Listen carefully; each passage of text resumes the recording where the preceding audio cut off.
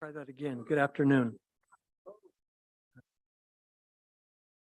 So today is Monday, June 15th, 2023. This is a special work session for the Cottonwood Heights City Council. Our agenda for today is to interview District 1 candidates for the replacement of Doug Peterson. I'm going to just give some remarks here real quick before we get going. Last night, while I was preparing for today, I was reminded how sad I am, and the council is, that Doug is not with us anymore. And anyway, as I thought about Doug and this process, I realized, for a functioning city and city council, it's time for us to name a replacement and to do this appointment process. It's not going to minimize, in my mind, Doug Peterson to get to this point, but it is time that we get there. And so I wanted to let you all know how overwhelmed we've been at the response for this seat. We've literally had legislators and multiple people contact us and let us know how amazed they are that we had 19 people submit applications. A couple people ended up not qualifying, were in the wrong district. And then we've had some people withdraw since then. But if you think about 19 applications, I mean, we have a city ready to serve and to be involved and to want to help and have a voice in the direction of our city. So I first wanted to say thank you for your participation, for your willingness to submit an application and to be involved in this process. There's a vulnerability that comes in this process, and we recognize that as elected officials. We've done something similar, even though it'll is a little bit different than this appointment process. But I just want to, on behalf of the council, let you know how much we appreciate your willingness to be vulnerable and to put your name in for this process. Because so many people have applied, this is a little bit of an impossible process for us as a council. We could literally appoint any one of you and fill this seat capably. Unfortunately, that's not what we're going to be able to do. This is going to be a little bit tougher job, and we recognize that already. We've had very little discussion as a council other than process up to this point. And that's been by design, other than some emails gone back and forth to the council and staff on process. We've literally not really discussed individuals up to this point. But I do have some counsel for those of us that are going to be making a decision today. And I recognize that this is my opinion and it doesn't have to be everybody's. But this seat, in my mind, was won by Doug Peterson. He campaigned and was voted to District 1 by the candidate, by our citizens. It was a 4-year term. It was Doug's full desire that he fulfill his full term. As a matter of fact, his wife told me the story. Maybe she's told many of you, on his way to the hospital for something that he wouldn't return. He told Kathy, I don't see any reason why this illness is going to stop me from running. And Kathy kind of smiled and said, we'll talk about that later. But part of what I'm counseling our council is that this is really something that we need to do to honor Doug Peterson. the political aspect of a council seat starts in 2 weeks, where anybody can file to run for this seat in the fall. We're 5 months away, literally, from people receiving ballots in the mail and having our electorate choose who will sit in this seat for the next 4 years. And so my ask of the council is to make this as less political as possible, and to remember Doug in this process.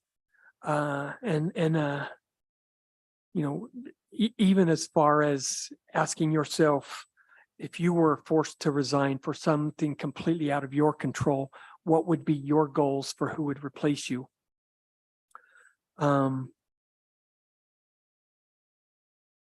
Anyway, what my hope is that we're going to get to the place where we'll get a majority of the council voting for one person. If we don't, we'll talk about what happens, but that's my goal as the chair of this council, that we get to a point where we can decide on three people choosing someone to move forward. I wanted to thank you all for your submitted questions. We designed this on purpose to be able to ask you all 3 different questions that the council could then all study your answers over the weekend. I want you to know how serious we've taken this. We've all read multiple times what you've written, your responses, and some of the things that you would do if appointed. So I want to thank you for that process, and then explain a little bit about how we're going to move forward now.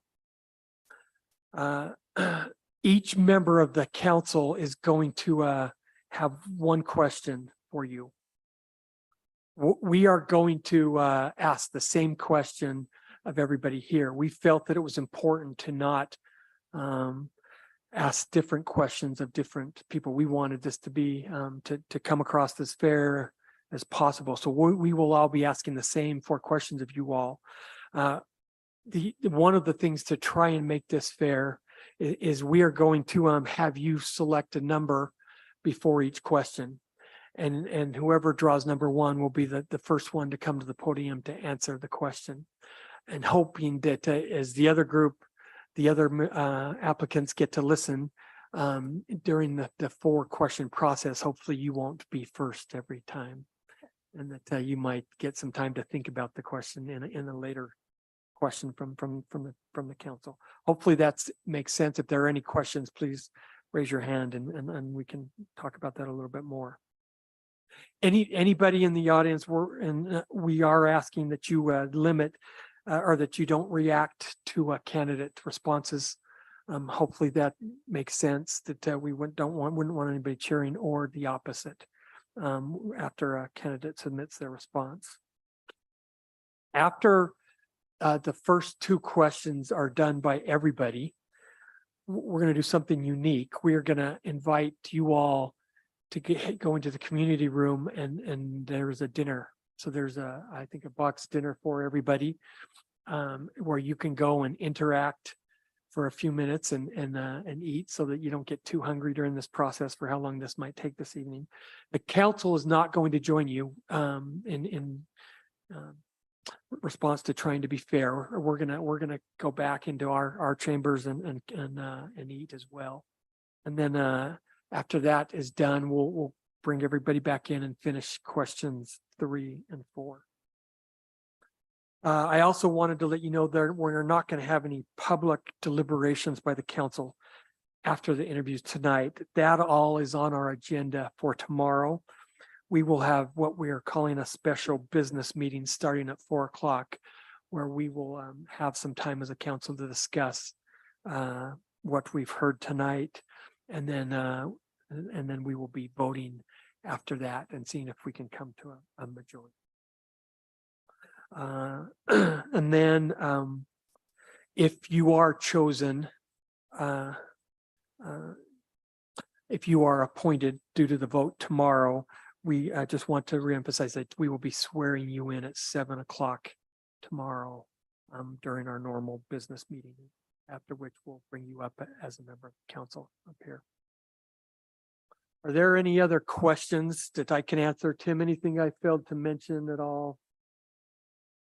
Just as far as the time, the amount of time they'll have for each question. That's right. That's right. So as we get into our questions, the way we've designed this is you will all have 2 minutes for your response. And we know that that's not a lot of time, but that's by design. Tim Tingy will give a notice when you have 30 seconds left on your answer, and then you'll hear a buzz from the counter over here when your 2 minutes is up. And then, like I mentioned, each council member will ask.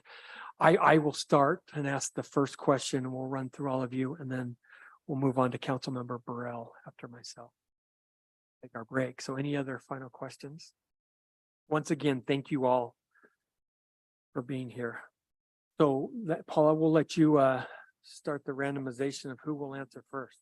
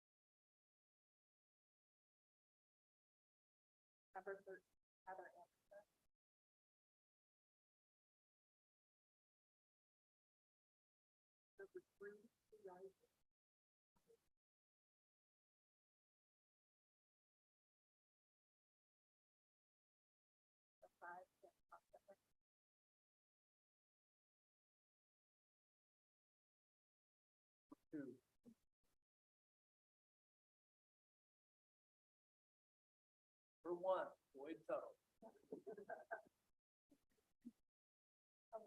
Jennifer Bottom.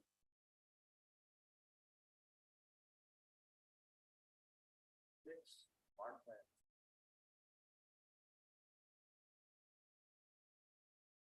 4, Steve Farley.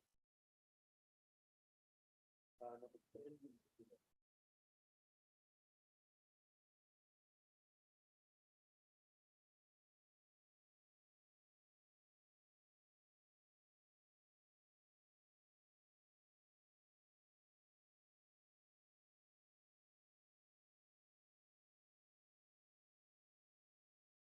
Yeah, I apologize. I was going to mention, we do have one candidate, Matt Holton, who he let us know beforehand that he arrived on a flight at 4:30. He'll be landing at about 4:30. We expect to see him after the first couple questions, so we'll include him with question 3 and 4, and then after we will ask him questions.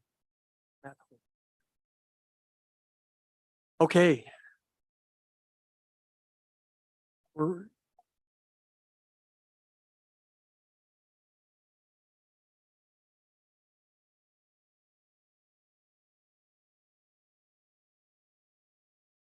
Well, Boyd, why don't you come up and join us? Thank you. Good to be here.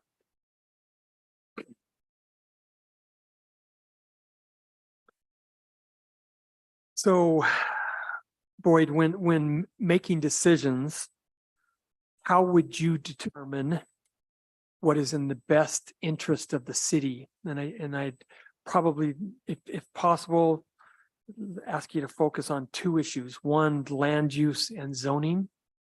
The second would be your district versus the city's interests, district interest versus the city interest. So one more time, when making decisions, how would you determine what is in the best interest of the city? How would I determine the best interests of the city? Would be to examine the facts as best we can from the information that's available from whatever sources, and to also consider the needs and sentiments of the constituents, of the people who live here. I mean, they are the city, we are the city.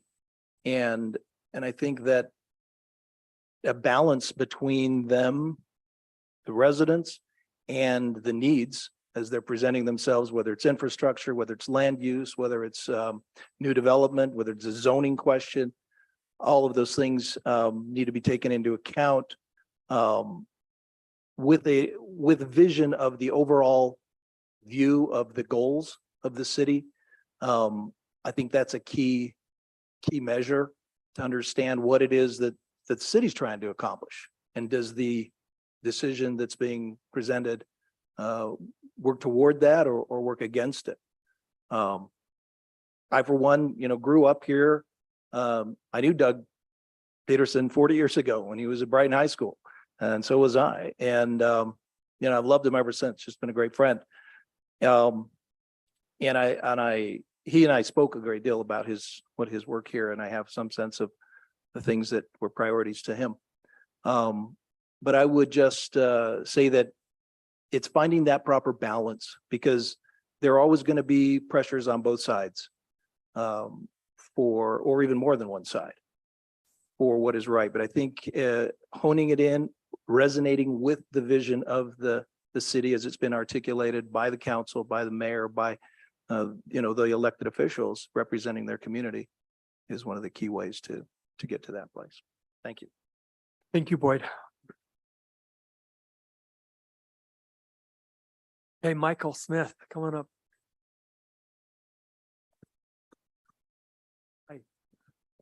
Hi, it's good to be here. And if I can just start by saying, Doug was a good friend of mine and I miss him. And I had no desire to be in this position trying to fill his very hard to fill shoes. He will be greatly missed.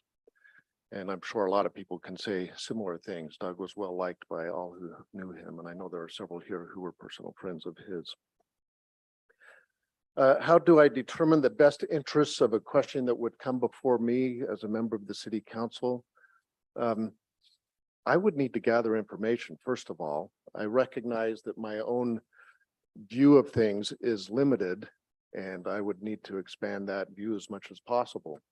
And to do that, I would need to get input from my friends and neighbors and the community at large to try to make sure I can make a fully informed and proper decision, recognizing that some decisions will be difficult to make. I know there's a lot of factors that are involved. Zoning issues come into play, mandates from the state government and federal government about how best to use our land. It's not all up to the people here of Cottonwood Heights, although I would certainly do my best to protect the character of our beautiful city here.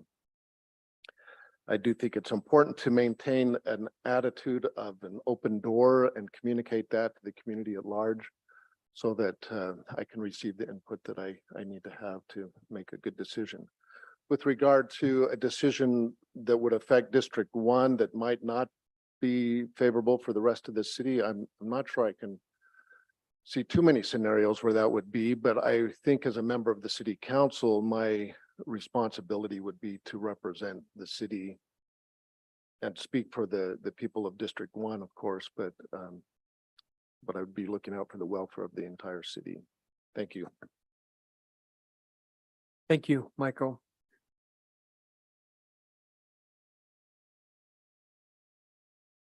Okay, Susan Reiser.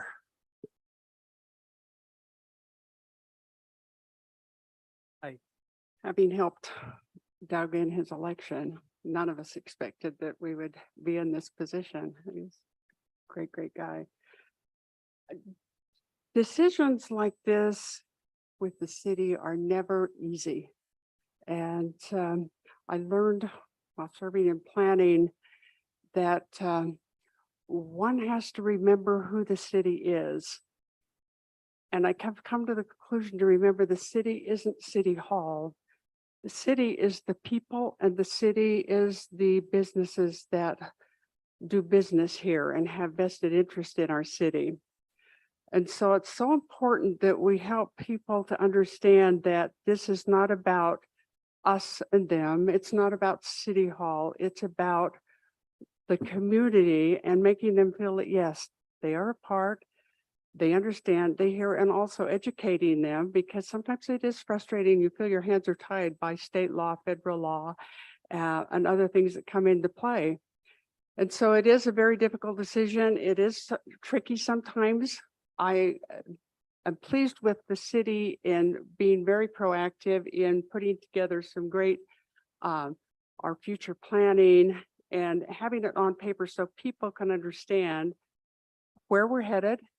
And they understand that we're not trying to oppose individuals. We are trying to maintain what the city has already and what they as people have already agreed upon. And so I think there is the most important thing in working as a city, is keeping the people feeling like it is their city, but we're doing the best we can to represent them in the city and comply with the many things that come up.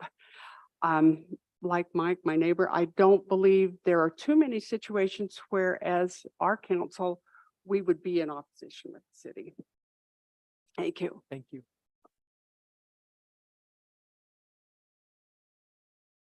Okay, James Farley.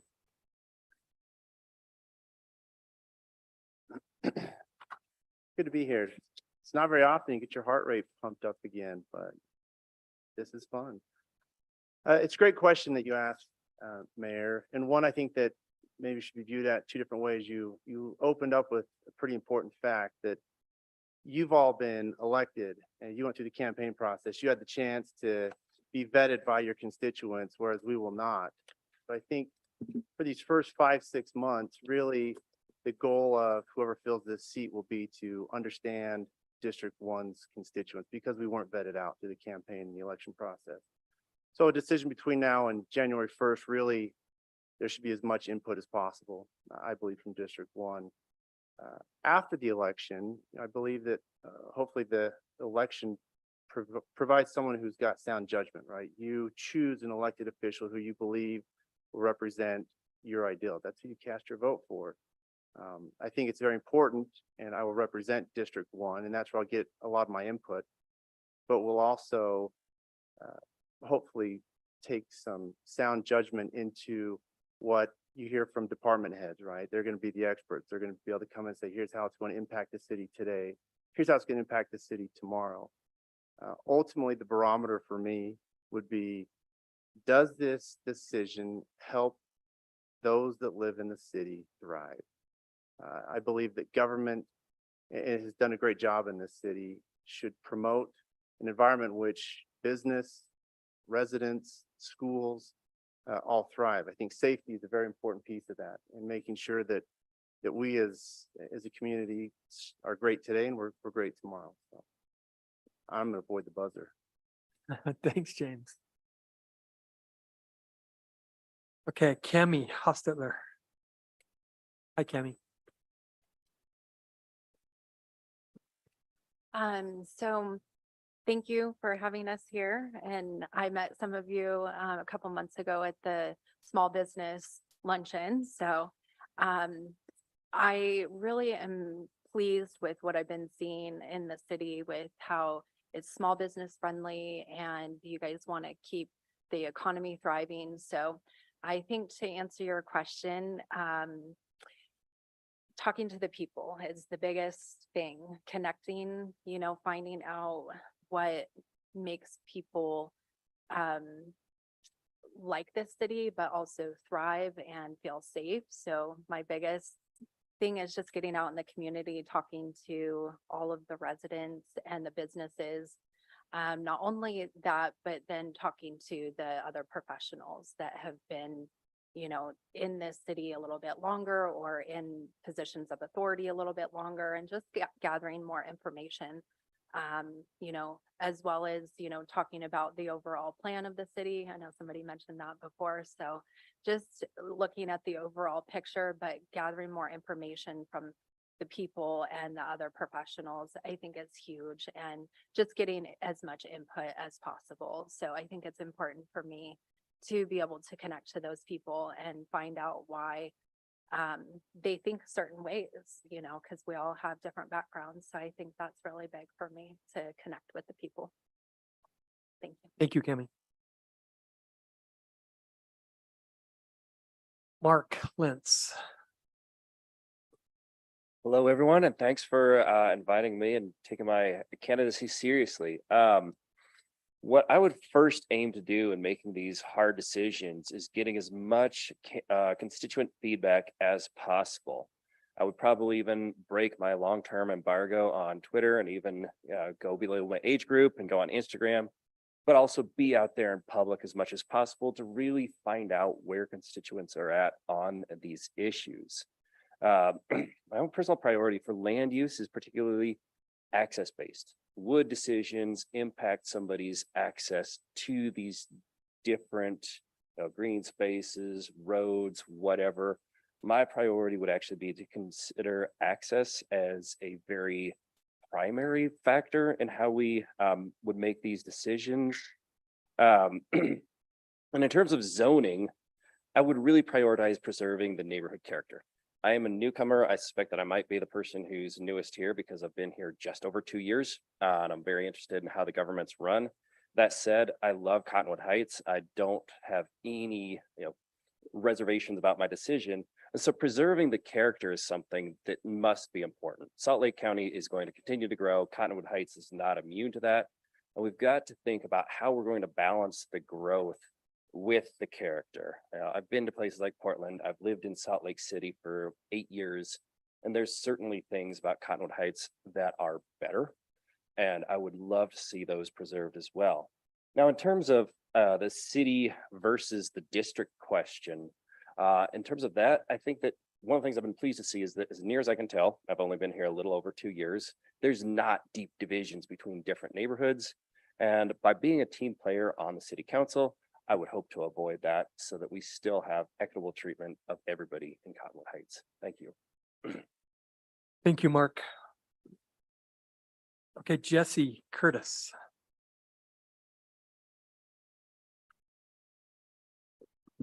Thank you. Appreciate it. To make sure I'm answering correctly, it's when making decisions for the council, how would I determine the best interest of the city? And for each decision that I would be making, I would just examine the facts or get as much information about that specific scenario. I think that public service is about learning and basically growing. I'm not going to know everything with each. It's just going to take a lot of looking at each specific scenario and trying to figure out what's the best decision for it. Obviously listening to the constituents, as has been mentioned, getting feedback from the voters and the residents of the city. I think that a person that is whether appointed or elected to any specific district obviously represents the members of that district, but also is making decisions for the city as a whole. And so you're thinking about what is, will this decision impact the city or the residents of the city in a positive way? Does it align with the goals for the entire city? And is it something that ultimately you use your best judgment and you say, is it something that I feel like the city would benefit from? I know that in the gathering feedback process, sometimes we hear a lot of loud voices, and that may not necessarily represent what the majority of people feel.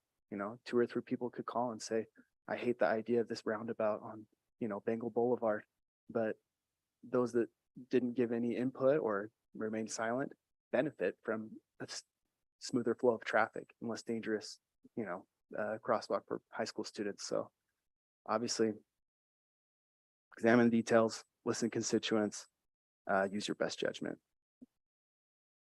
Thanks, Jesse. A lot of them whispered to me. Ones who did like it whispered.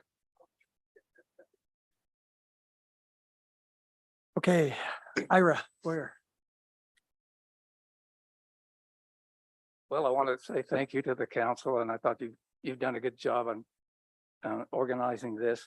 I want to tell you that, well, you have a question for me, didn't you?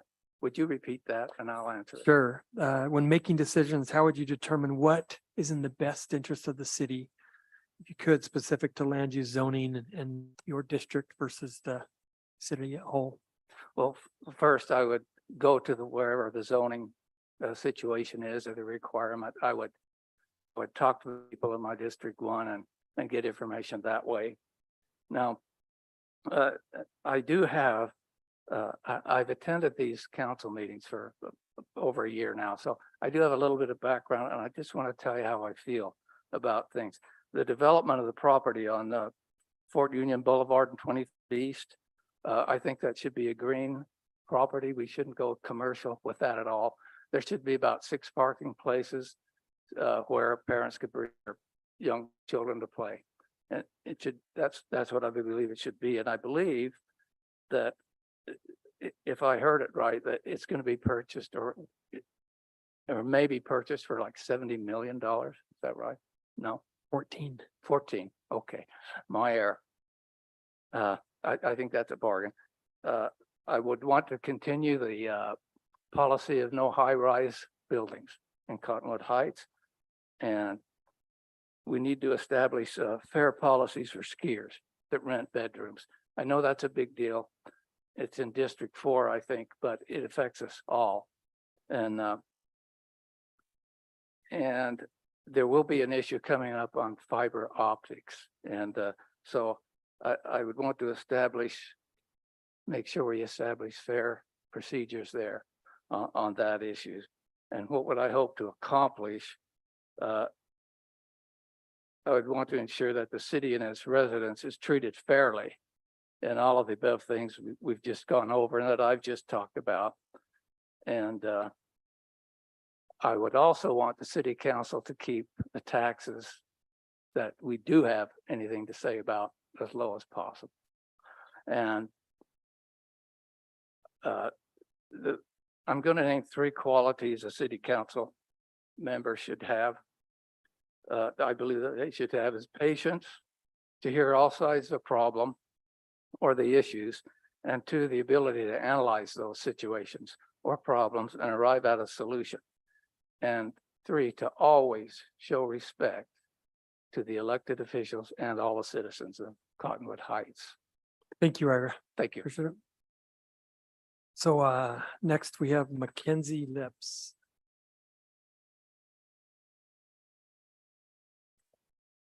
Thank you very much. This is actually my first city council meeting, so it's been interesting so far. When making decisions, we've talked about constituents, meeting with constituents, but I think the other important aspect of making fair decisions in the best interest of the city is counseling with the other members of the city council, that each of you guys have your own constituents, and it is the entire city whose interests we need to be mindful of. So if I were asked to serve in this position, I would, of course, try and represent the best interests of my constituents in my district, but I would need to make sure I'm counseling with each and every one of you to make sure that those interests don't impede on the interest of other district members and other members of this city.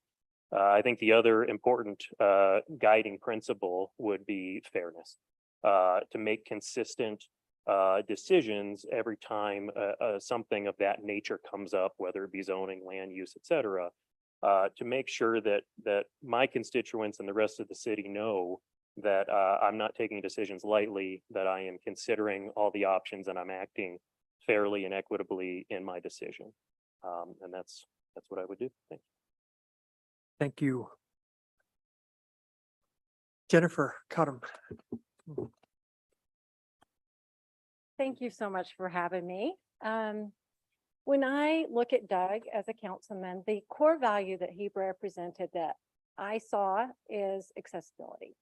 And if I came into the position, I had that honor, I'd want to be accessible to businesses, which I think our district has a proportionately high percentage of, multifamily homes, single family residences, of all income brackets. So I would want to represent them.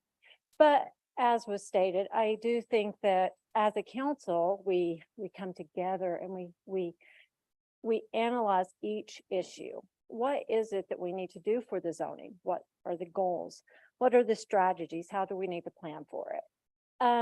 The second thing I would do would be to strategize. I know that we have a lot of city staff that does excellent work, and to be able to take their work, implement it, and execute on it.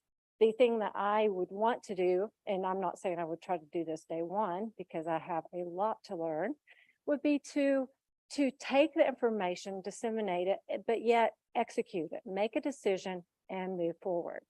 I think that the roundabout is probably an excellent example of this. We did it, or you did it. I didn't do it.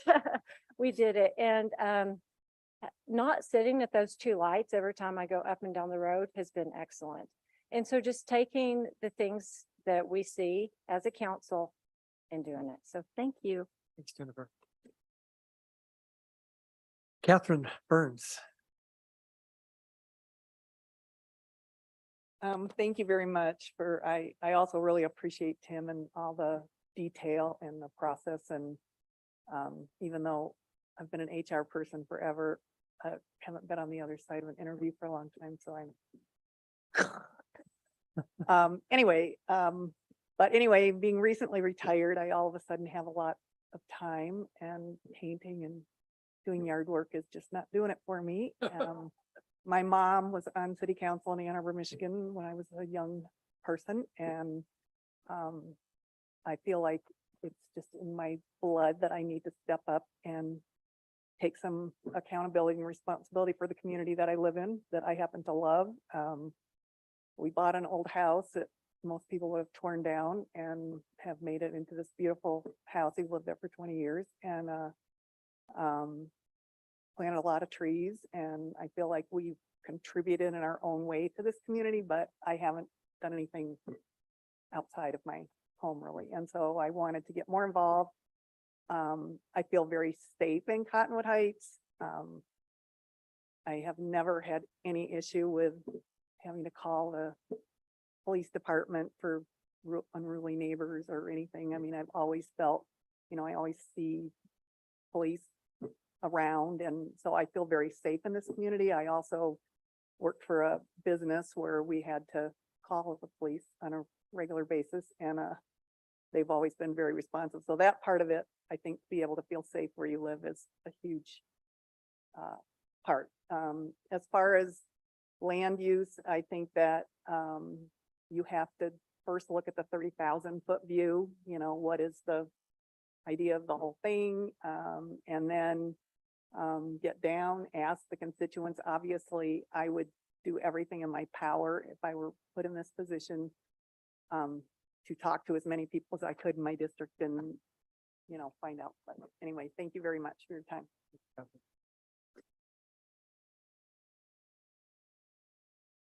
Okay, Heather Henderson.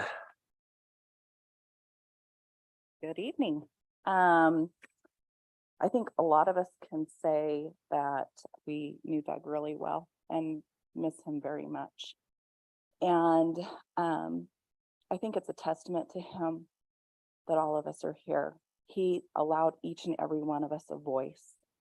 And I can't say that about the feelings I've had about my city council in the past. And I have been so impressed with the city council and the work that you've all done, and feel that it would be a great honor to represent him and represent District 1. When it comes to making decisions on zoning and land use, it's been all covered. I feel the same way. We've got an amazing staff that is very educated, educates us. We have amazing opportunities for surveys, and the constituents in 3 that put together their survey of what they'd like to see on Hillside Plaza. Again, another great example of those who are looking to serve in the voice that our constituents want to be involved in our community. And I think it's very important that we not only take that information in, but we really honor our position by representing those voices. It's very important to take all that information into consideration of what's best for the city, and what's best for the city is what's best for our constituents as well. Thanks. Thanks, Heather.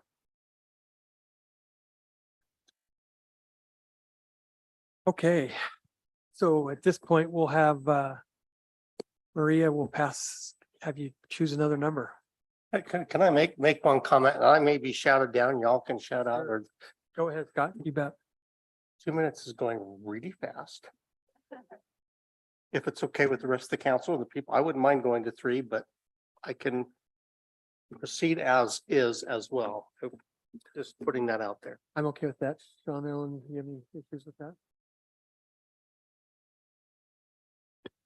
Well, I think that sometimes there are more things to be said, and other times I don't think everybody needs to feel like if you don't fill every second of your time, you are somehow lesser. I happen to be married to one of those people. He's very succinct and one of the brightest men I know.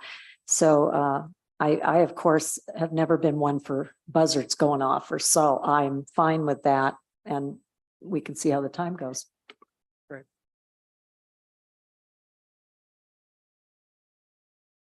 Okay, let's go for it. Yeah. Number was that?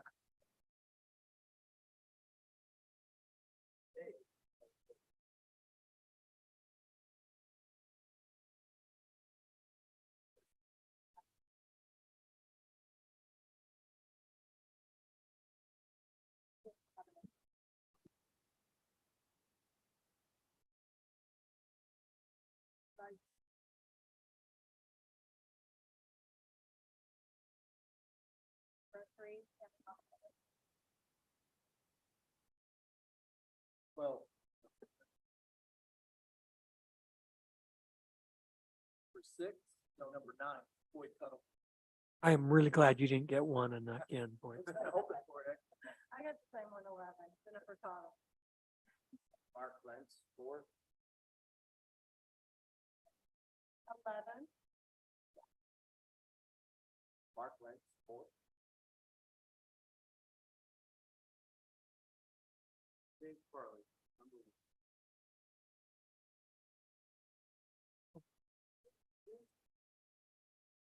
Matt Bolton, number 7. Mackenzie Lips, number 5. Welcome, Matt. I didn't see you come in.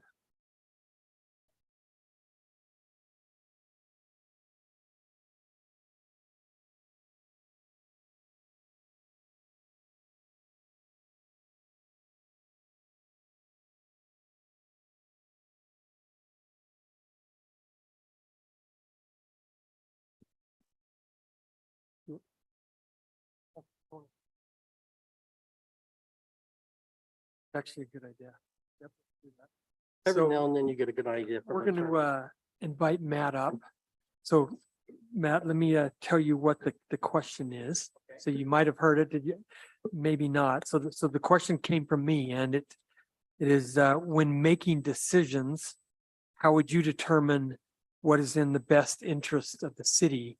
If you can, specific to land use zoning and your interest in your district versus the city interest. If you tie that in, that'd be great. If not, And Mayor, so we'll We'll go back time to this 2 with minutes. 2 minutes and I'll give you a notice of 30 seconds left. Okay. So 2 minutes. First off, want to apologize to the council and the other candidates here. Just came over from what I call almost a pilgrimage for me from Asia, and I apologize for being late. I mean, no disrespect. Got here as soon as I could. I think that in my the way that I approach things is I'm always thinking long term, and I'm always thinking of being as inclusive as I can be. I do think when you talked, Mayor, about land use, I do think that we need to make sure that the city maintains the identity of what the residents feel is important and how they perceive the identity to be. But also, I think we need to work generationally. I think we need to make sure that this is a community that is inclusive to everyone that's at any part of life, if that's just starting out with a brand new family or retired and in the later stages of life. And so, there's a lot of things in government and politics where there's that immediate gain and almost satisfaction. But my question always is long-term, 20 years, generational, what is the right decision so that council members in 10 years are looking back and saying, I'm incredibly grateful that Councilman Bracken or Councilmember Burrell made that tough decision and planned properly so that we're in a good position down the road. That answer the question? Yeah, All right. great. Thanks, Thank you Matt. so much. Yep. Okay. So for clarification for all the candidates, so this will be now 3 minutes. Now move to 3 Okay. minutes, correct. So, sorry, just.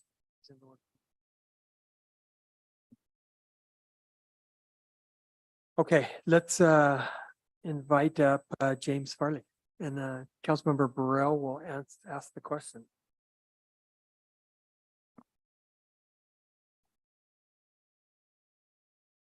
So whereas the Utah Physicians for a Healthy Environment indicate that moderate to poor air quality ratings are detrimental to the overall health of children as well as adults, and city government is responsible for protecting public health, please describe a time or effort that you were involved in where you demonstrated your contribution or support of cleaner air quality.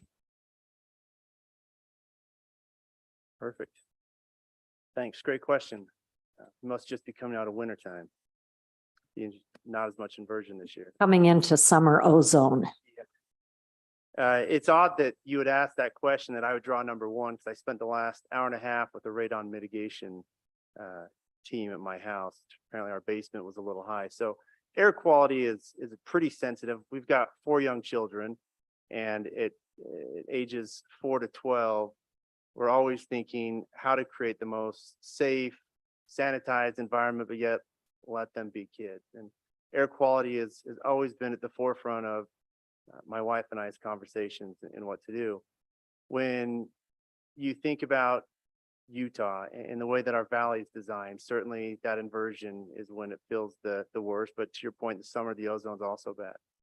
And there's a lot that should be done. I believe that as a city council, and this is where my inexperience is probably going to prove to be true, you know, how much can we control as a city versus a state versus at the federal level? What I would want to focus on is what can we do as a city, right? What can we do? What can we enact? What can we vote on to do our part as a city, and then to speak out to our federally elected congressmen and senators that are making federal rules. To get back to your question, what have I done personally to demonstrate it? Made investment in a plug-in hybrid car. Every little bit counts. I don't believe that one car going from fuel to electric is going to make any difference, but it made a difference to that one car that was polluting the air. I think it goes beyond just what we drive. I think it goes beyond, you know, air quality was your main concern, but I think overall pollution. And as we hand over the reins to the next generation, to my children and to the other children that are going to live in Cottonwood Heights, it's looking at maintaining clean water. It's looking at maintaining ground soil pollution levels. We have a family that live up in Wyoming. That's constantly a concern, is what do you uncover and what is coming up. I've got friends that live out in the Daybreak area, and it's always a question, what's going on out there in the soil. So for me personally, I think that understanding the limits of what we can do as a city council and enacting those, you got to practice what you preach. So if you're going to talk about clean air, cars is certainly one portion of it. Making sure we don't have any real big polluters in our city from a business standpoint, but being that loud voice to the state legislature and to our state senators. Thanks, James. Thanks. Okay, Susan Reiser. Would you repeat that question? I'm not sure I understood it. Whereas the Utah Physicians for a Healthy Environment indicate that even moderate to certainly poor air quality ratings, which we normally have moderate air quality ratings, are detrimental, especially to our children. And so if you believe that city government is responsible for protecting public health, please describe a time or effort that you have made to contribute to better air quality. Thank you. Okay. Number one, cities have a great influence in this, but I don't think they're totally responsible. I think individuals, we start with individuals who have to take responsibility as well. And in my personal, I'm a huge recycle fan and also encourage my neighborhood to be involved in recycling. I think when we start looking at from a city point, we have to be willing to do some research and separate fiction from facts. I have found that there is so much out there that when you get right down to it, it's not quite right. And we have to be able to get to the bottom of what can we really do? What really makes a difference? Where are our time and dollars best spent? And are we just running after the dog, or are we leading out in that? I found that not too many years ago, that I was involved with the American Dental Association doing lobbying in Washington, D.C. and some in Utah. And so a lot of the things that we discussed actually had to do with health and environmental issues. And so I did. I found that if you want to make a difference, you've got to speak up. You have to be willing to call somebody. You have to call your legislators. You have to write a letter to whoever's involved. And that is how we make a difference. As a city, it's the same thing. We need to find who is going to be the best person to contact, who will be the best one to help, and say, now, what can we do to help you? And then do it. And so that would be my position is, let's see where we really can make a difference. Let's find out what will make the difference, make sure that it is valuable. Let's involve our citizens.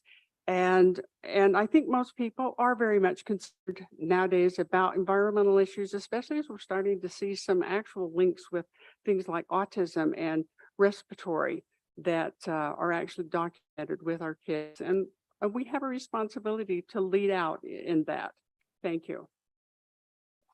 Thank you, Susan. Next up, Cami Hostetler. Can you repeat the question again? Okay, so whereas the Utah Physicians for a Healthy Environment indicate that moderate to poor air quality ratings are detrimental to the overall health of children as well as adults, and that city government is responsible for protecting public health, please describe a time when you demonstrated your contribution or support for clean air quality. Okay, definitely. I think me personally, conserving farmland is really big, close to my heart, because I'm a farm girl. So I think that's really important.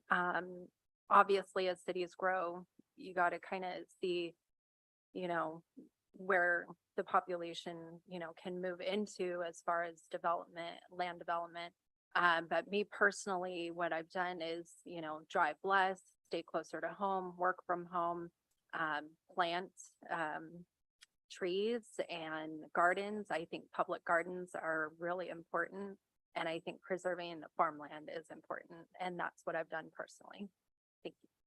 Thank you, Cami. Mark, let's. I won't say that I missed the beeping.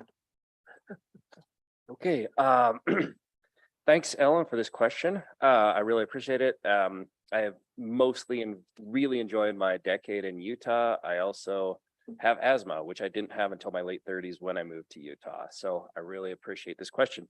I'm going to answer quickly. What have I done?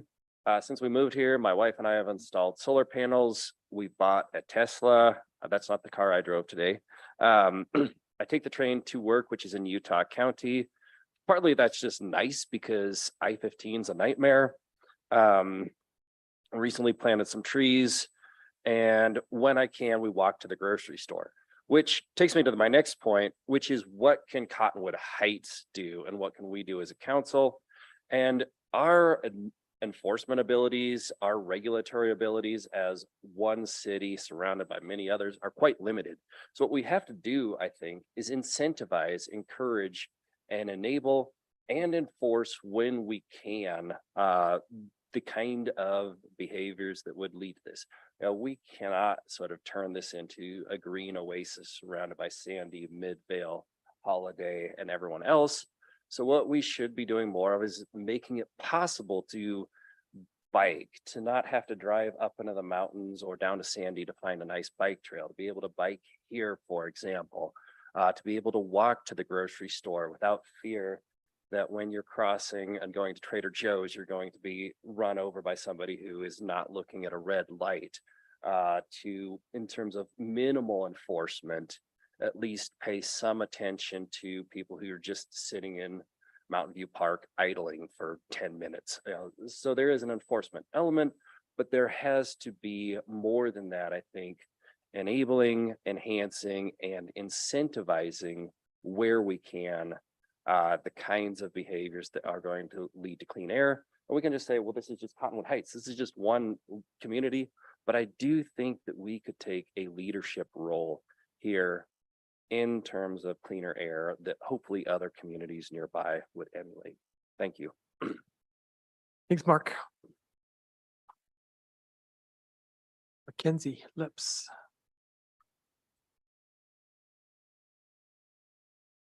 Perfect, thank you. I'm probably like your husband, I'm a little bit short, sweet, and to the point, so we'll see whether I use up the full 3 minutes. But what I've done personally, I'm fortunate enough to live in a neighborhood that has a lot of stores close to it, that there's a lot of walkability in my neighborhood. So I'd love to take some time to walk to the Target over there off Park Center Drive, or walk to the Home Depot if I'm working on a project and just need a box of nails rather than getting into my car.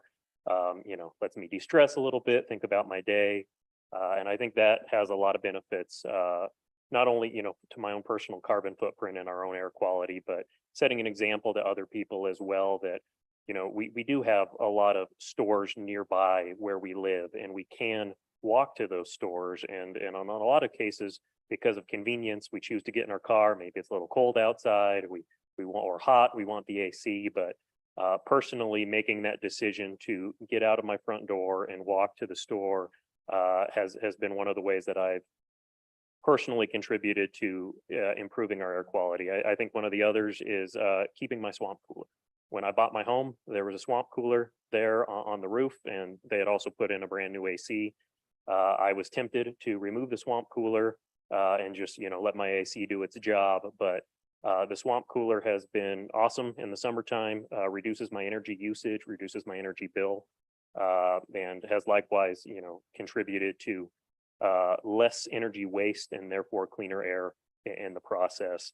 One of the other candidates brought up, what can we do in the future? And as a counselor, I think, encouraging our residents to appreciate their environment more. We live in such a wonderful area of the state that's so close to so many, natural wonders. And only once you appreciate where we live and the environment and the things that we have, do you actually start consciously thinking about what you can do to save that, preserve that, protect it, protect our health, et cetera.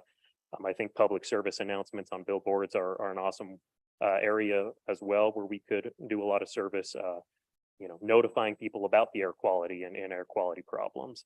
But those are things I've done and things I would do to protect and preserve air quality in Cottonwood Heights. Thank you. Thanks, Mackenzie. Hey, Heather Henderson.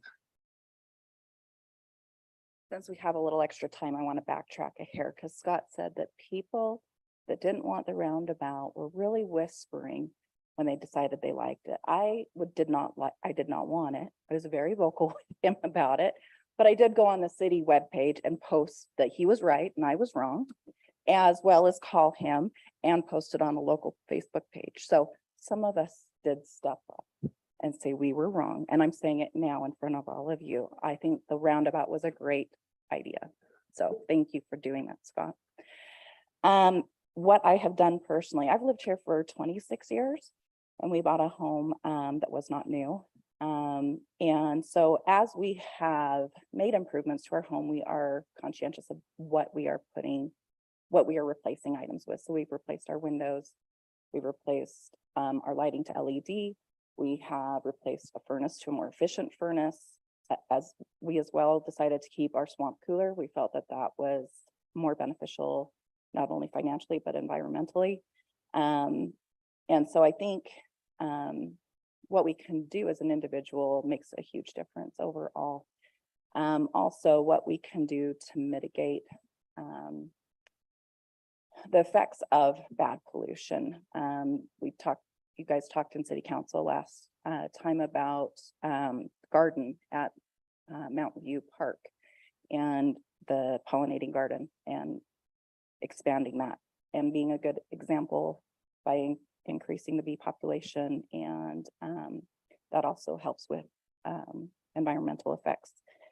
Same thing with the tree program you talked about last time, the USA tree program, and bringing opportunities not only for the city to plant, but for citizens to purchase those trees at a deeply discounted rate. So not only are we taking care of city areas, we're taking care of personal areas as well.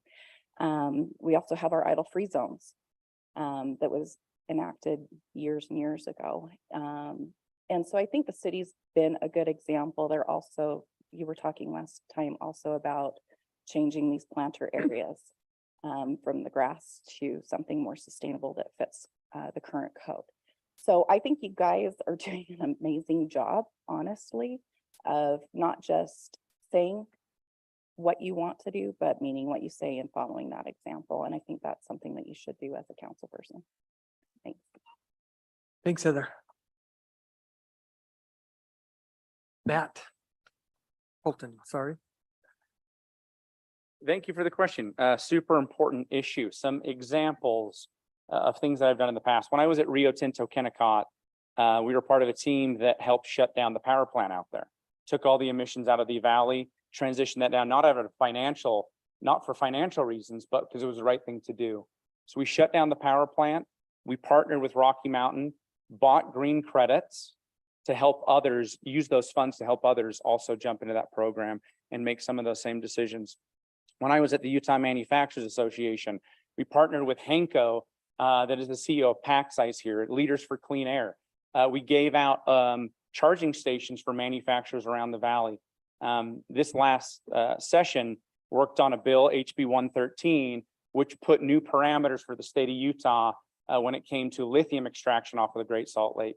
And that lithium extraction, for the first time in the history of the state, putting a royalty rate structure so that we can actually mine lithium in the state, do it domestically so that we're not relying upon foreign sources, but it also incentivized non-consumptive use companies that don't evaporate water, and they do it in a responsible way. So I think there's been multiple projects that I've worked on that have focused on this issue, but the main theme is it was all about leading by example, and incentivizing these other people by example and showing them that there is a better way to do it. I'm going to take a minute and talk about my why that's going to lead to something else, but why am I here? Why am I interested and engaged in this? Not only am I a father of two with a third on the way, but my mother was actually born during the Korean War. She immigrated here, joined the U.S. Army immediately. She spent a majority of her life in the U.S. Army. My dad's been in since 1970. She immigrated here and wanted to give back and fight for a better future for her kids. And I want to do the same for my kids. But as her family followed her over here, I've got an uncle who sells shoes out of his home, out of his car at the swap meet off of Redwood Road. And he does Uber during the week. We got to remember, not everyone can buy Teslas. Not everyone can pay for power on their house. A lot of the time it's leading by example, but remembering that in our community, the lowest among us are not going to be forgotten, that there is a place for everybody. We need to understand that there's a transition and a balance to these things.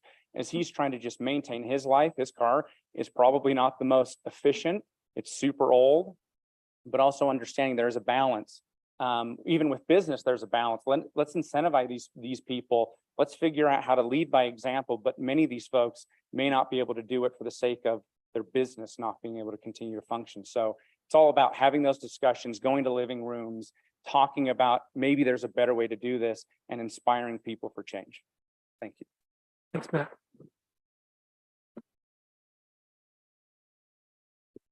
Ira Boyer.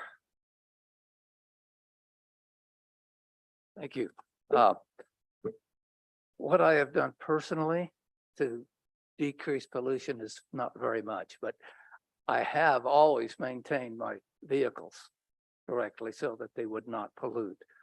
And I've encouraged my children and others to do the same. I think that what would be good for the city and what we could do as a city council is to encourage and get going. I think we have a tree program going already. We need to increase that, keep it going, because that really helps for a clean environment. And I think we also have some type of green programs going too. And we want to keep doing that. I would encourage the council to keep doing that and get the word out on it, of what to do. And so the other thing that we could do as new businesses come into the city, make sure that they don't bring pollution with them in whatever, particularly if they're a manufacturing company. And so that's really that's what I had to say about that. Thank you. Thanks, Ira. Boyd Tuttle.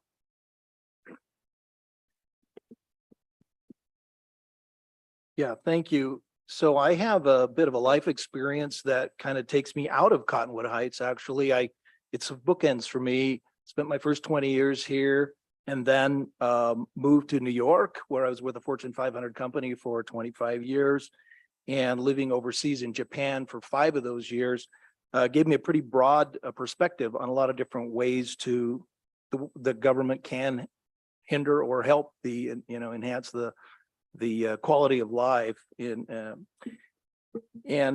regard to the question about air quality, it occurs to me that as a community, as a city, there's relatively little we can do to have a major impact. We clearly have a situation where we have climate effects here. Just this last winter, we had a minimal amount of temp inversion, and that's largely a function of the weather. Do we get a lot of storms to come and blow it out? And that's pretty hard to do, just as a community to make that happen. So I think as I'm thinking about your question, Councilman Burrell, I really think that we need to think long-term. What are the decisions we make today that will down the road have the best outcome, the best impact?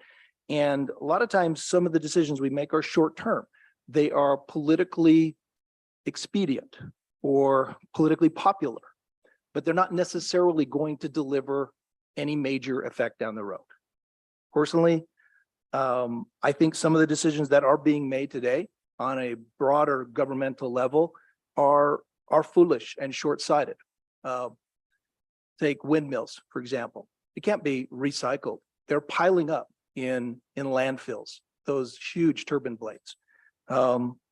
Even, we love our electric cars, but those batteries take a tremendous amount of heavy metals that have to be mined, just as Mr. Holton was referencing, the lithium that has to be taken out of the lake. And that may be a good thing to get rid of that, but there is a lot of side effects, unintended consequences that come from some of these decisions that we think are going to yield. We still have to charge the cars, though they has to be generated. That electricity has to be generated from somewhere. It doesn't just come out of your plug. And the things that we could do, like I said, I was in Yokohama, Japan for a number of years, and they were very effective in being able to take all their recycled garbage and burn it in a highly efficient, clean burning operation where they provided a lot of their own electricity right there in the community in a very local setting.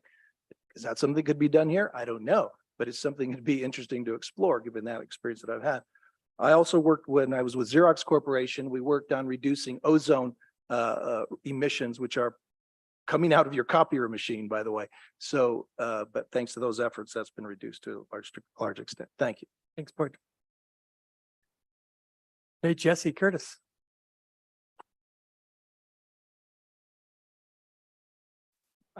In regards to describing how I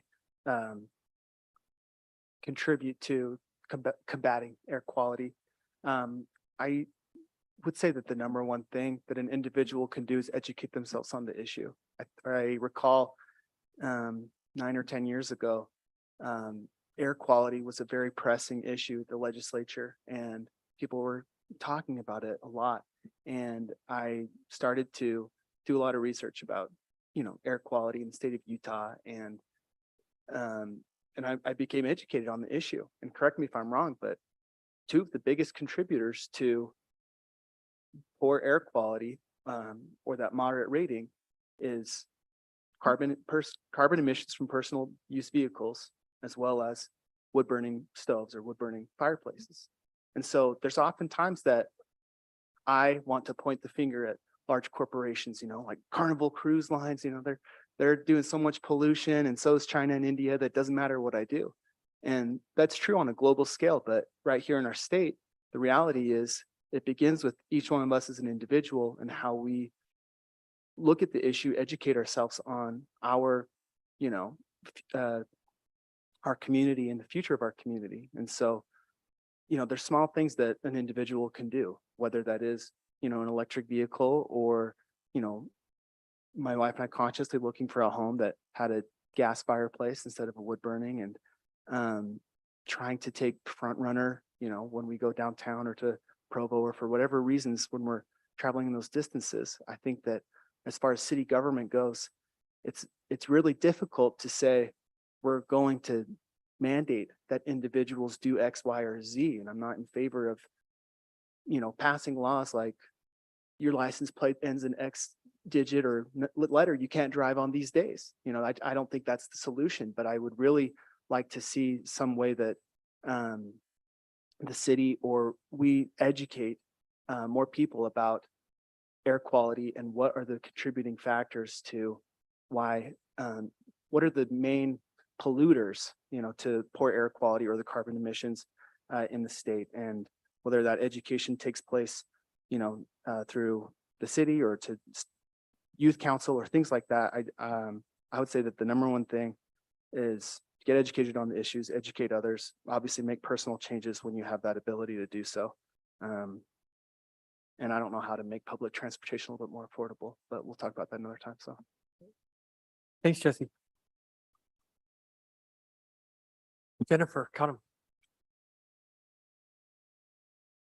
All right. Well, this is something I will be good at because I am a chemical engineer and have done a lot with this over the years. I've done plume analysis nationally, internationally, and for local governments to say, what can you do to reduce emissions? That doesn't apply to Cottonwood Heights. So we'll jump to what we do here. Anyone who's been skiing on a beautiful bluebird day and drops down the mountain into the soup bowl knows it's disgusting. We want to clean it up. If you have particulate matter of 10 microns or less, it causes inflammation in your nasal passages all the way down into your lungs. And if you are at a high risk group, that's a problem. I've got an emergency call from a girlfriend saying, can you please run the nebulizer to my son? He's at school, she wasn't in town. As a group, also, we have to think about microns 2.5 and less. Those don't only affect your lungs, they get into your bloodstream. They clot in your lungs. This is a serious issue. And I think sometimes we don't recognize it. We're just like, oh, too bad. So what can we do? What do I do? That was a specific question. Specifically, I'm xeriscaping my lawn. You might say, well, that's your lawn. How does that apply to air? The Great Salt Lake drying up is a problem. That blowing off the Salt Lake gets into our air, and we are breathing not only the microns, but heavy metals. So educating people, what is happening when you do this. And so just as a council saying, hey, if it's a bad day, drive less. Can you work from home? Can you, if you have a high risk population, maybe your child can do remote learning. Then another thing is solar panels. Yesterday, my husband was applying for another solar panel grant for our home. We have some, but we could use a few more. So that's another thing. So educating people. Can you apply for a grant? What can you do to get solar panels that are affordable? Because let's face it, like was mentioned, not everyone can afford solar panels. And even if you can afford them, sometimes that's not where you want to put your money. So being able to educate people, riding your bike. Can you ride your bike somewhere? Not only is it fun, but it helps keep the air clean. Just little things make a big difference. With almost 8 billion people on the planet, it matters what each individual does. So thank you. Thanks, Jennifer. Michael Smith. First of all, I think this is a great question, Councilmember Burrell. And before I dive into trying to answer that, I just want to say I don't envy your task tonight. I'm impressed with the quality of the people that have shown up to fill this vacancy. And I think your choice will be between making a really good choice and another really good choice. So good luck with that. I'm not a chemical engineer, although I did take chemistry in college. So I appreciate the comments about chemistry and some of that. I am a physician, and I've spent my career trying to promote health. And one of the things I've done that perhaps in some small way has contributed to a little less pollution is the health benefits. And that was part of your question about maintaining a healthy approach to helping children. I've promoted walking with a lot of people. I'm a psychiatrist, and I've seen a lot of people who are dealing with some significant psychiatric problems. And there's various ways to approach that, but promoting physical exercise is one way. That there's a good literature that shows that that is at least supportive of good mental health, if not something that will help to resolve the problem that some people have. So anyway, I think it's a great question. The ability of a small city like Cottonwood Heights to have a big impact on a global issue like pollution, I think is a thought-provoking question and a good question. I can't control what goes on over in China, and I can't control how much pollution is generated by mining for lithium or cobalt or whatever else it takes to make all of our batteries that we need. But I think we can set a good example, and we can set expectations for ourselves about what we ought to be doing. Each of us can have a choice of, do I want the biggest motor in my oversized truck, or do I want to drive something that is more economical and fuel efficient? I've tended to drive economical cars, not necessarily because of any special qualities that I have other than being cheap and finding that I don't have to spend as much money on gas. So anyway, I've promoted the things I've done personally. I've promoted walking and those that I have influence on. I would have ridden my bike here tonight, but I didn't think I wanted to be dripping sweat when I'm nervous enough without that. So those around me know that I encourage walking everywhere I go within reason. So thank you for the question. Thanks, Michael. Catherine Burns.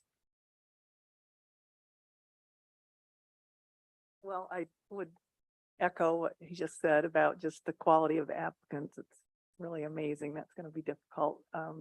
And I could point to something that everyone said about, thinking it's the big people that are polluting and it's, us individuals. But as far as me personally, we have a half an acre where we live. We put solar panels in. We have planted over 100 trees on the lot. So you can visibly feel the difference when you walk into our house as far as the oxygen level. So I think that that's helping the community as well. I've been on a Environmental Quality Advisory Commission, EQAC, with the Salt Lake Valley Health Department for, I'm sure I've termed out, but for some reason I'm still on there. And I went on there originally as a member of the restaurant community and the business community, but one of the biggest things that we talk about is air quality. And so I've really been educated on, you know, the air quality and the efforts that, you know, the health department is making to help. So it is a super important thing, and I think it has to do with what each individual person does. I do try to ride my bike, and I also try to strategize my car trips and think about where to go first and then where to go, and to do things all in the same day and not drive here and drive there and drive here. I don't ever idle my car. You know, we saved the house we live in. I mean, if we had torn that down, and I think that would have probably created a lot more energy output than it has to do the remodeling that we've done. Also, again, being, you know, sensitive to the windows and the things that we put in our house. I did get rid of my swamp cooler and do have air conditioner, but we don't run it just at night when we're sleeping, and then the rest of the time we don't run it. I recycle. I have very little grass on my property, so we just do a lot of bushes that attract beneficial birds and insects. And so anyway, that's really all I have to say to specifically answer your question. So thank you. Thanks, Catherine. If I may, Mayor, I just, I didn't want to give anybody an unfair advantage, but I do want to go on record to say I wasn't necessarily asking what you had done personally. So just know that I appreciate all this efforts, large and small, that people are doing personally. I was also listening to find out what you may have done on a larger scale. So I just want to clarify that. And thank you all for very thoughtful answers. I appreciated hearing everybody's answers as well, and maybe that's some suggestions for people who might listen to this now. Or the only other comment I would make is if I were going to be answering, one of the bigger things that I actually have seen through to the end is the roundabout. One of the reasons I was supportive of it is, although I first did not believe the data, but after watching it and watching the previous things, is it removes, or rather, there are a little over 100.5 hours of idling that do not occur at that intersection every single day. That is a big deal, in my opinion. And it's not just because I live across the street. I think I was surprised that the number was that big. I challenged the engineers on it. And when they said, well, it's based on this and this and this and this, I went out and I watched for 3 years before it was built that what they actually said was probably true. But that was one of those things. So, but I do appreciate everybody's individual things. I think that's really good for people who may be listening. I'll shut up now. Thank you. I actually wrote down everything that everybody did individually, because I think everything you do individually adds up and eventually matters. So I thought it was awesome that everybody's so conscious. Okay, well, we are going to semi-adjourn to allow you to go and eat, get some more energy in the community room, engage with each other for a few minutes. Do we have a time frame we'd like to come back in here, Tim? I think it'd be good to be back here by 6 and start. So a half hour, does that work? Yeah, if that works, we'll let you guys go socialize and have fun together. Thank you.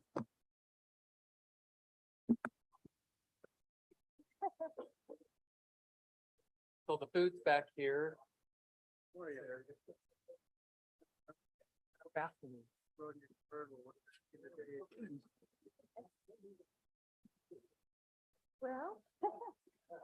well,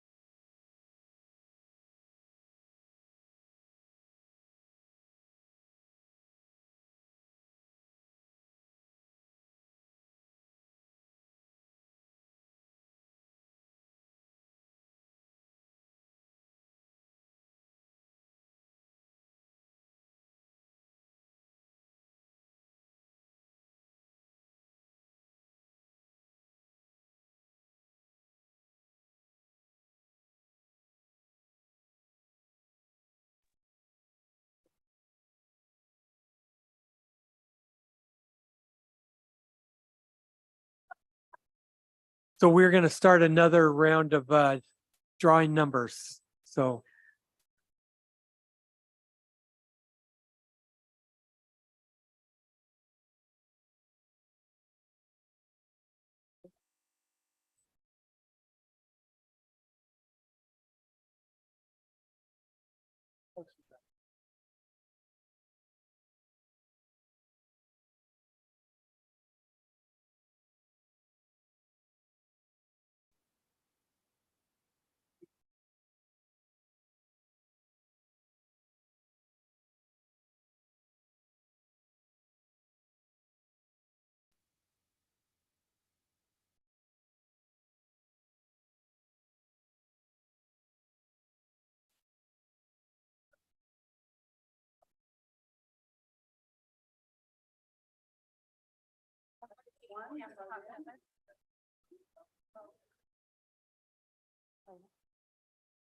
Number 11.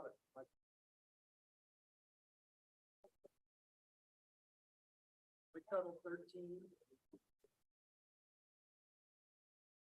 Number 7, Jane Cotton. Number 1, Mark Lentz.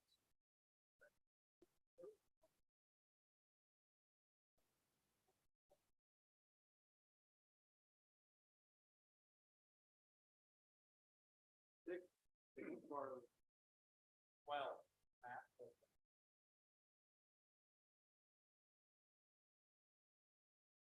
5.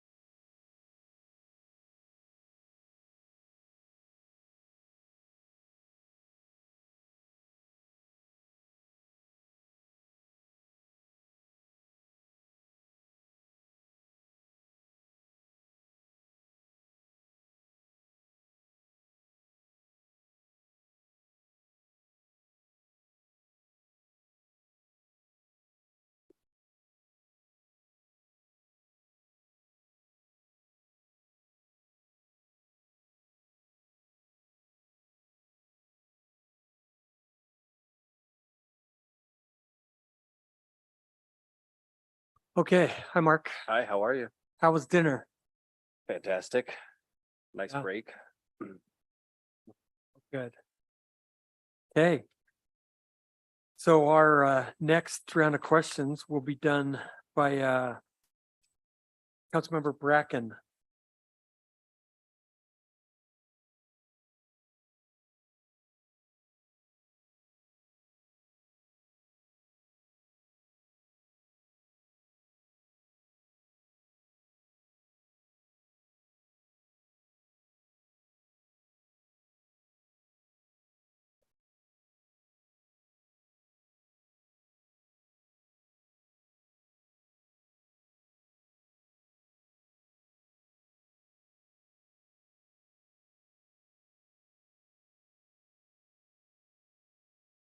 That's better. My question has to do with the way the city governs and how it works and your interpretation of how that would be with you on the council. Quite often, the council members need to get or provide information to staff. How do you view an elected official's role in the city's organization in directing staff to accomplish a goal? Okay, that's a good question. And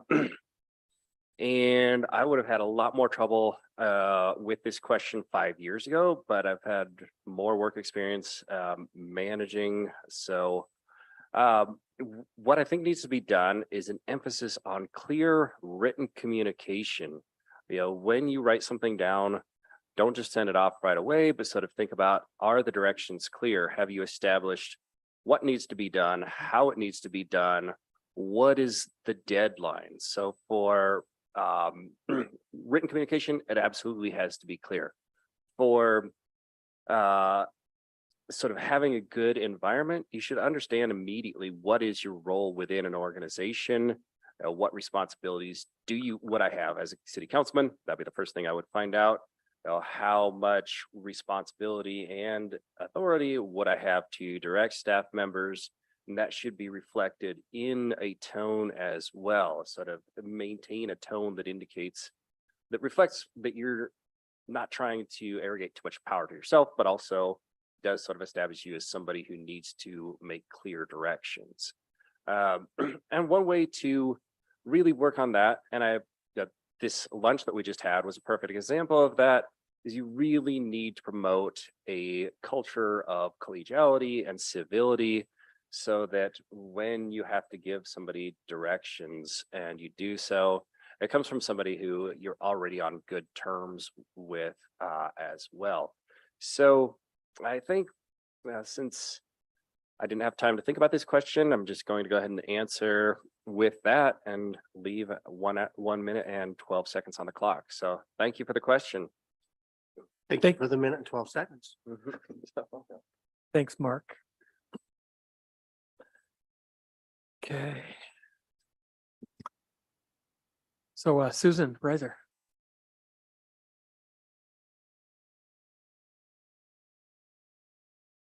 I like that question because I found over the years that the way I think is not always the way other people think, and it's not always the way staff thinks.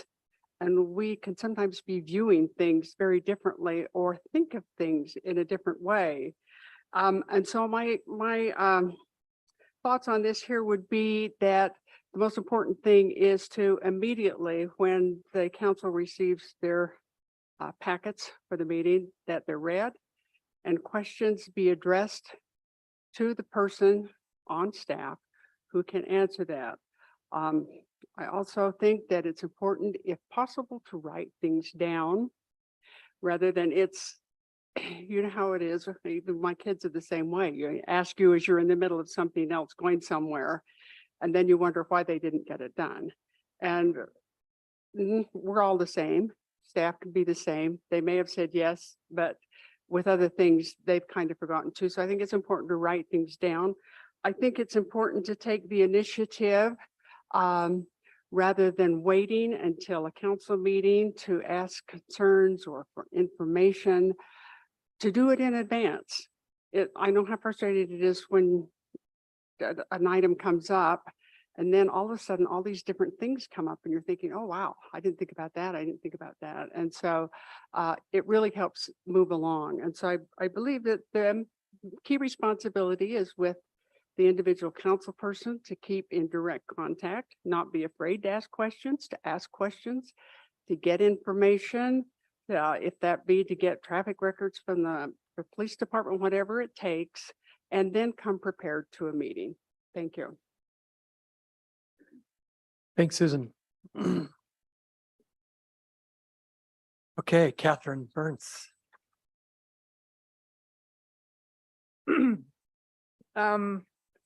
And your question is specifically if you have an issue at the council, how you get staff to provide the support you need. Either get information, and a lot of times we're Okay. getting information. How do you interact Okay. that way? Well, first of all, I think people that work for you need to like you. And I think that you have to spend a lot of time getting to know people. They're in the position they're in because that's what they chose to do. And you're in the position what you are doing because that's what you chose to do. But you think very differently, most likely. I'm just amazed sometimes. I mean, we used to joke about being a manager, HR was like herding cats because you're telling people things and then you realize that they're coming with their own set of what's going on and they don't hear you. And so I think that it's, first of all, very important that you have good relationships with those people. I think that you spend the time to get to know them, their family, what goes on so that, you kind of get an idea about how you speak to them and what the best way is to communicate. I think you can just flat out ask them, do you like emails? Do you want text? Do you want me to call you? Do you want me to write it down? How do you prefer the communication? And then I think that you also have to clarify that they understood what you're asking them. Like the example about traffic records. Well, you know, is it for this one specific thing or the traffic records of the whole city or what is it? So I think that you have to be very specific, and I think you have to make sure that they understand what you're asking them. And I think that the more information you can give them about why you need it and what it's for, I think that the better information you're going to get back. Also putting maybe a time limit on it where maybe you have a little bit of time for correction if what they bring back isn't quite right or complete or whatever. So that's basically what I would say. And I'll leave my 50 seconds. Thanks, Catherine. Jesse Curtis. I'm just going to start calling you the first names. We know each other now. All right. How do I interact with other staff members in city government or get and give information from them? I would do so in a friendly demeanor. This is a workplace environment and you need to be professional. And you need to recognize that not any one person is more important than someone else, and defer to their department or their profession, and respect that they obviously have, you know, their background may provide more information about certain things. I'm not going to tell Chief Russo how to maintain public safety here in Cottonwood Heights, but I would get information from him and see how I can support on that, nor, you know, give legal, you know, advice to Shane. I mean, the reality is when, I guess, simply stated, whoever's appointed to the city council is going to be put in a position of where they are new. And even if that person is reelected, there's still going to be a new public servant in this city. And in their interactions with the different employees and people here, you just have to have an open mind and be receptive. And ultimately, in government, there's going to be disagreements. I think that you have to be able to look at somebody right in the eyes and say, I think you're great. I think we have different opinions on this issue. And that's it. I'm not there. I'm not going to vote for it the way that you want me to, you know, and you can do that in a friendly way. You can be, you can just have differences of opinion. I've seen that in my extended family. I've seen that in my own workplace. I'm not just talking about my students, you know, but my colleagues, you know, when we have differences of opinion, you just are friendly and, you know, get their advice on whatever their background is, kind of as I said earlier, but that's it. Thanks, Jesse. Mackenzie.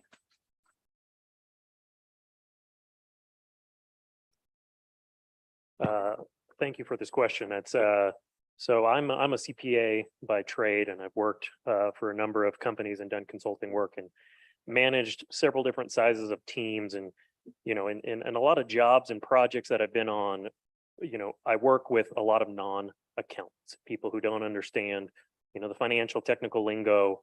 And I think that the biggest thing that's helped me in those roles has been just respect and understanding. We're all in the same team. We all work together.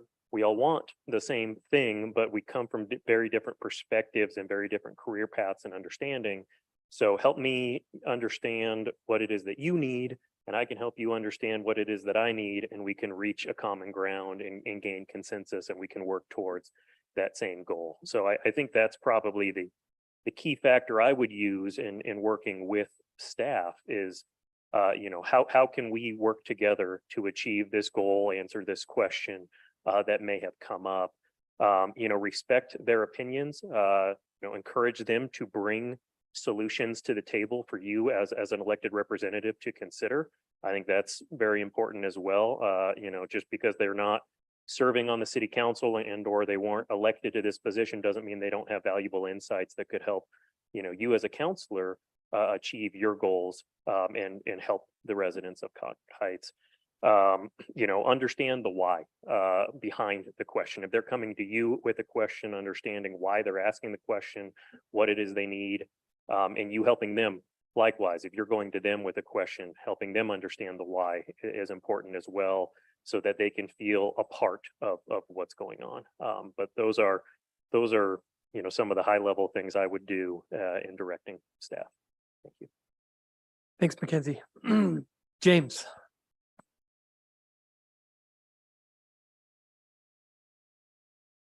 Great. Thanks for the question, Councilman Bracken. Thanks for the lunch too, and the opportunity to relax and associate not in this setting. I think that the interaction with the city council and the mayor with the city employees or department heads is second only to the elected officials' relationship with their constituents. Getting that relationship right is the difference between a city that's well-run and one that is not well-run. In my line of work, I get the opportunity to work with a lot of different municipalities here in Utah, and I've seen city council working relationship with the city employees, and not a lot gets done. One of my colleagues coined the term carefrontation.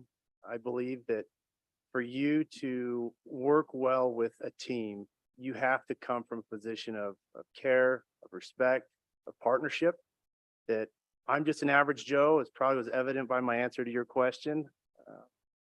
I don't know a whole lot, but I'm going to listen. I'm going to learn. I'm going to do my darndest to apply that sound judgment to whatever happens. And ultimately, accountability for District 1 is going to fall on me. I'll get thrown out of office or reelected.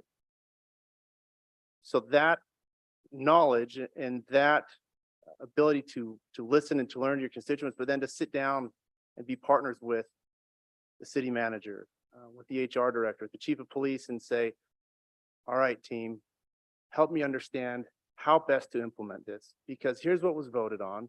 Here's what the public care about. Here's how we've interpreted it. However, how we actually implement it wasn't really spelled out in the vote. So help me understand, in your experience, in your collaboration with other cities, other municipalities in Utah, outside of Utah, how has this best been done? Let's think through this. But at the end of the day, I have to answer back to my constituents. So how can we together get this done? When I think about working with a team, you said direct the city employees or department heads. I think leadership has to come from behind, and that's unique. I've never been an elected official, but you have to find a way to earn the trust of the team that you're going to, I guess, quote unquote, direct or to work with. And I believe truly in my heart that comes from being down on the ground with them, understanding why would this be difficult to implement? What are some ways in which we can solution together and then accomplish the goal of whatever XYZ was? So thanks for the question. I appreciate that.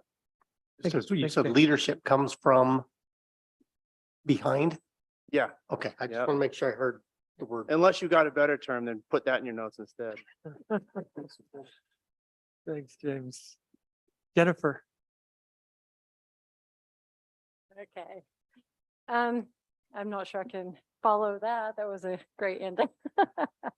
I believe that people basically want to be seen, heard, and understood. And I do that with everyone I meet. I try to first get to know them, understand.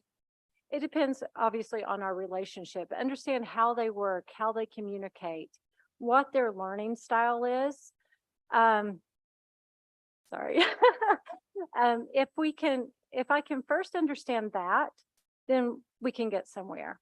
I put in my notes that to answer your question previously, I'm probably going to butcher the philosopher's name, but Epictetus said we have 2 ears and 1 mouth, so we can listen twice as much as we speak. And I really think that that is key. And especially coming in as a new council member, I would have a lot to learn. So I wouldn't be presumptive and say, hey, I'm here to change what you do. I would want to first get the knowledge and then together maybe take the things that we are interacting on and analyze them and say, okay, How are we going to change this? How can we strategize to make it better? What do we need to execute it? So we want to just do everything in a step-by-step basis, but then also setting good deadlines, I think is super important. Otherwise, nothing gets done if we just throw it into the ether. And then coming back, circling back and saying, okay, we've started working on this. That was a great start. How can we make it even better now? And do that again and again and again. Thank you. Thanks, Jennifer. Cami. So in business, people buy from people that they know, like, and trust. I think some people have already said stuff like that, but this is similar. It's business, it's professional, but me personally, I'm a very direct communicator. So over the years, I've really had to soften my approach because I've learned, with management and leading teams that everybody does communicate different. They understand differently. So taking that approach of getting to know people, and find out what they need and what their needs are. And then again, working as a team with the other council members to come up with a good strategy to communicate that to others. But if I was communicating directly to the other departments and other staff members, just taking into consideration, respect, it's always good to start off communication with praise and, positive things. So I'm a very positive person. I think encouragement is super important. So I always like to encourage as well as motivate and inspire.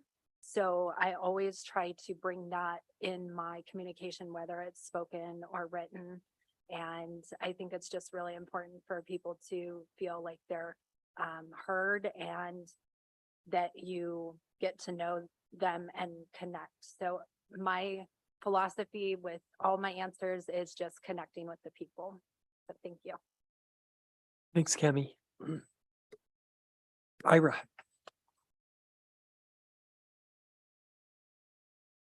Thank you. Well, if an employee called me as a councilman and had a complaint or some type of a problem, I would say, have you talked to your supervisor about this? And if they said, well, yes, but he or she's not listening to him. Besides that, she's doing this. Then I would say, well, I will talk to your supervisor. And then I would call the mayor too. See, have you heard anything about this situation? Because from his viewpoint, it may be correct or it might be biased. And if it's a bigger problem, I would want to know about it. And that's how I would handle it. I wouldn't try to correct that problem with that individual because he has a boss. He has somebody he reports to. And that's how things should work. Anyway, that's my opinion on that. Thank you. Thanks, Ira. Heather. I think we can all agree that although we don't always like who we work with, and that can make things difficult, and it doesn't have to. We can still find some kind of common ground. And I think it's important to create good relationships, to be straightforward and forthright in who you are and what you represent and what you need. And at the very least, we can have a common respect for each other, even if we don't necessarily want to hang out on the weekends. So as far as communicating with staff's our lifeline on the council. They really are the ones who do a lot of the heavy lifting to get us the information that we need so that we can make these important decisions. And so I agree, it's very important to make sure you're directing those questions to the right person. Make sure that it's within the scope of their position. Find out how they like to best communicate. Would they prefer an email? Would they prefer a deadline? Would they prefer a follow-up, a reminder or clarification? And make sure that not only are you clear, but you're concise. They're busy. They have a lot to do already. And the simpler we can make it, the quicker they can get the answers for us so that we can make the decisions that we need to make. And I would assume on council, a lot of the questions that one individual might have, the rest may also have. And in those circumstances, it might not be a bad idea to forward that information and those questions so that staff isn't getting a repeat of those questions time and time again, just to simplify and clarify everything. Thanks. Thanks, Heather. Michael. I want you to know there will be no preferential treatment for your name. Boy, that Well, maybe there should be, but I think this is a great question. And I've had a minute, fortunately, to think about this. And some of the thoughts I've had are that I think what I've observed so far in Cottonwood Heights is that this is a hypothetical question. I do not see that there's a big problem between elected officials and the city staff. I've had a little bit of exposure with that. I've been on the planning commission now for not a very long time, but I've been very much the beneficiary of the support from the staff here in the city.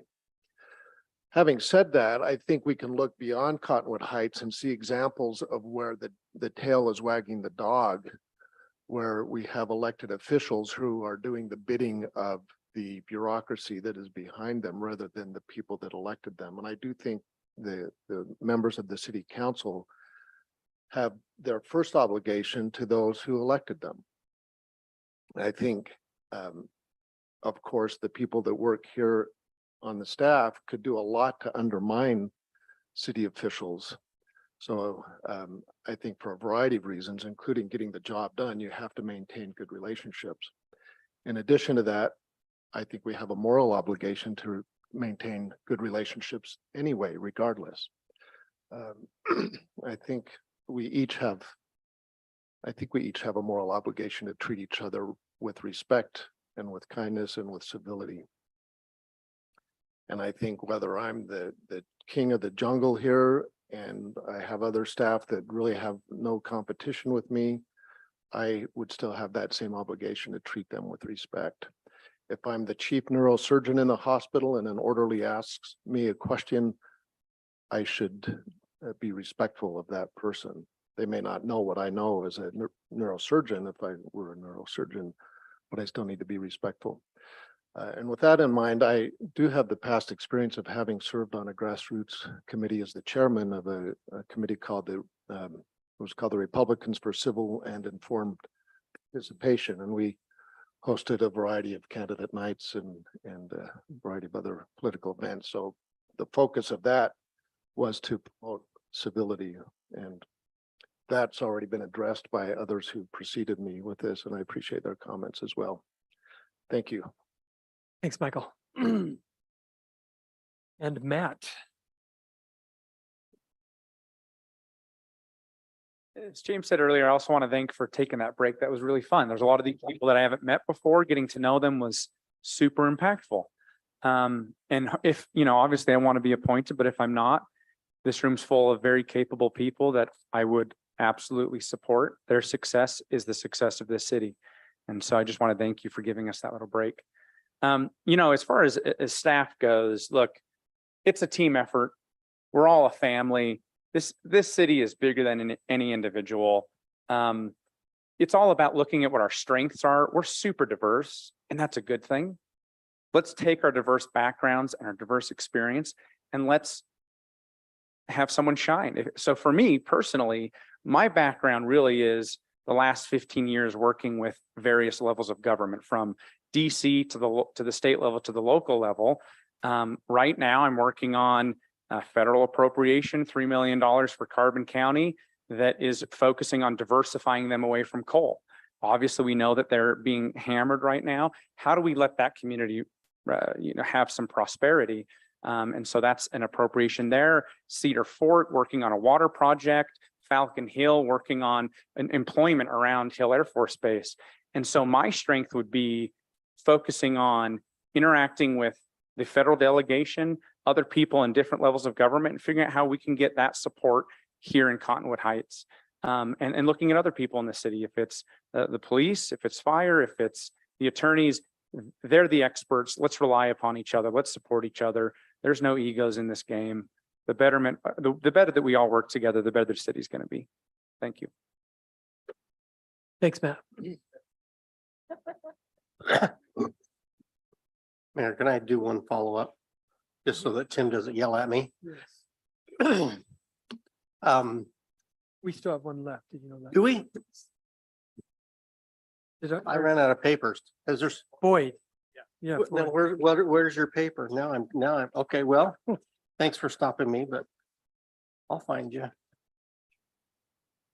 Well, thank you for this question. I really think I agree with Matt that the candidates here are all very impressive. I think you guys have kind of a hard job. It's a great group of people, and I'd be happy to allow any of them to be my representative here. I think they're excellent. I think what we're talking about here, Councilman Brackham, is a question of leadership style or management style.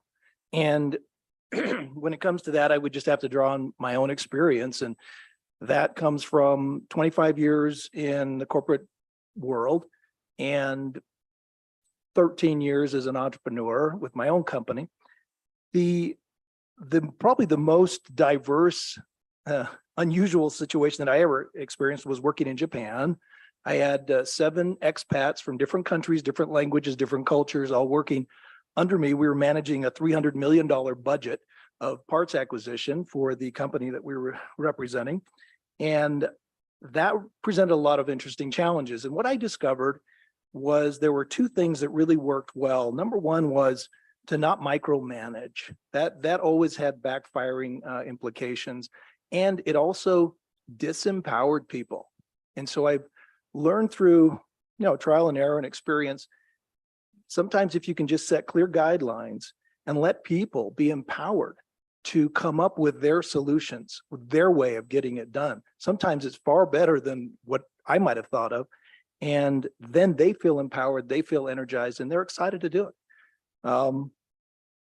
My wife and I actually had an interesting opportunity to serve as public affairs directors for the LDS Church back in New York for about 4 years. And we were working with the Rochester Interfaith Forum.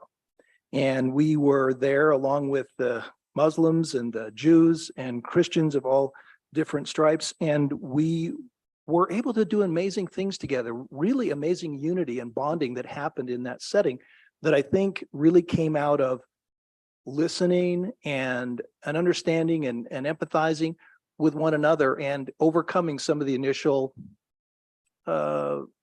prejudices and things that exist between groups and cultures and religions. And we just had a wonderful experience, made some of our dearest friends through that experience, and certainly would draw on that as part of, my experience working with staff, trying to help people get things done. The root word of community is the same as communication. And that really is, I think, what it comes down to is good, clear communication and setting those expectations and working with people and empowering them to get the job done. Thanks a lot. Thanks, Boyd. Okay, Maria, we're gonna go one more time. We'll send you down to the other side of the room. Yep, there you go. Well, she did, While you're doing that, well, let's go. I did want to say one thing, and that's just so that Tim doesn't have a fit. There is a balance, and no one hit it exactly on the head. There was a couple of things. I'm sorry, Boyd, that I somehow your paper ended up over here, so I was out of it. But there's a balance when it comes to working as a council that's job is to set policy and actually directing staff. That minor things, easy questions are one thing, but sometimes when it gets to be a larger project, you really need to follow through with the executive branch. And that's sometimes I think we get lost. I liked the micromanaged term that you brought up. That's something that can be very detrimental to working and having everything go together. So, but I appreciate your answers. Thanks, Scott. Okay.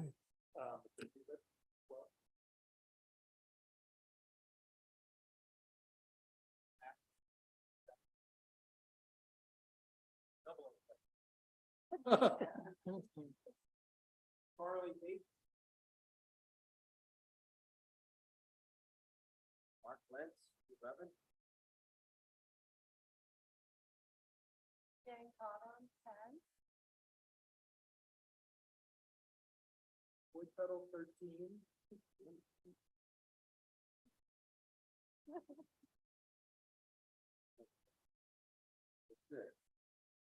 Mike Smith. Oh, I'm sorry.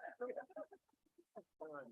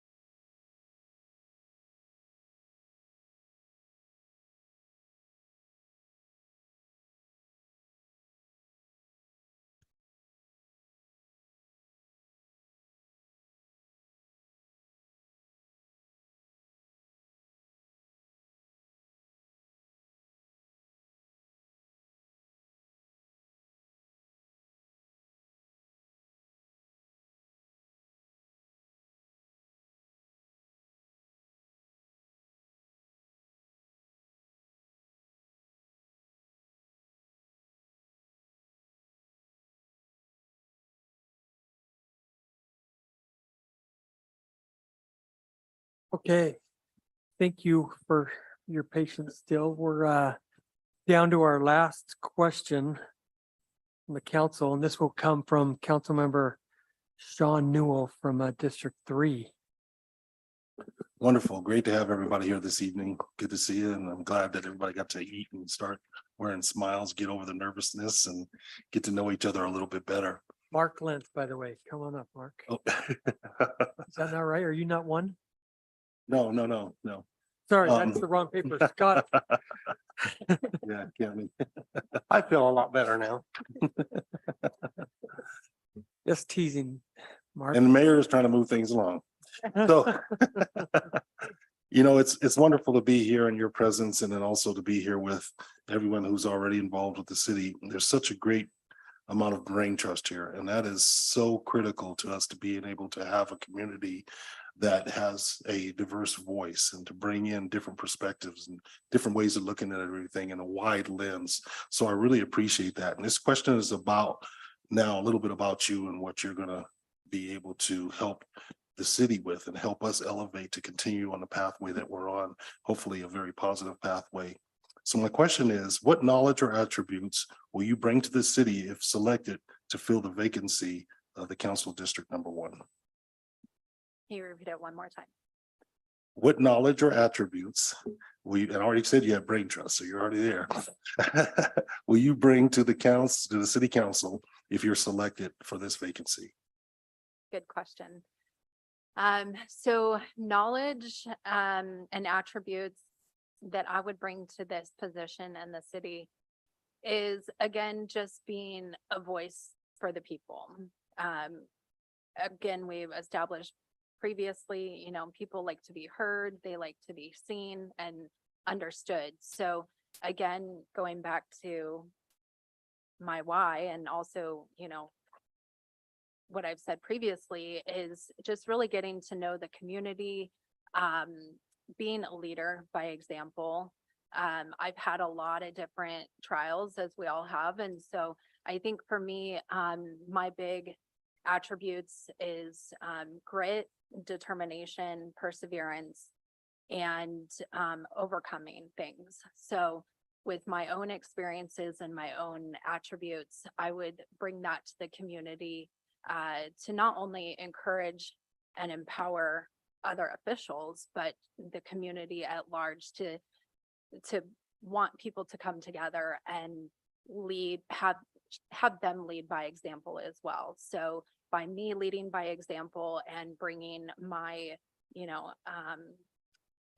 positive attitude to the community, just wanting everybody, empowering everybody else to bring their own strengths as well as showing other people that I still have a lot to learn as well.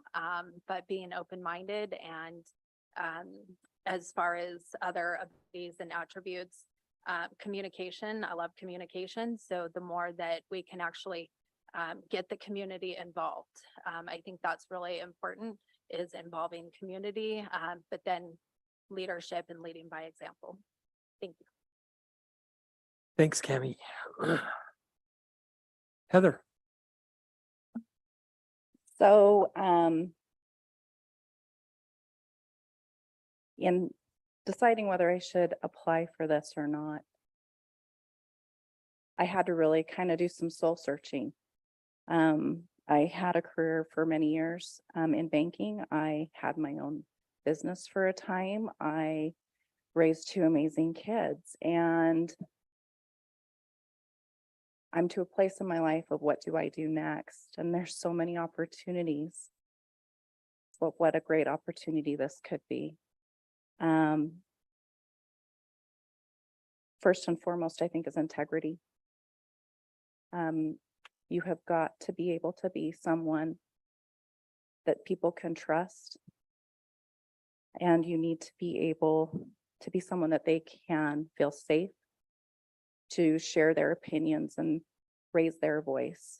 And you've got to be able to encourage them to lift their voice, not only through you, but themselves. And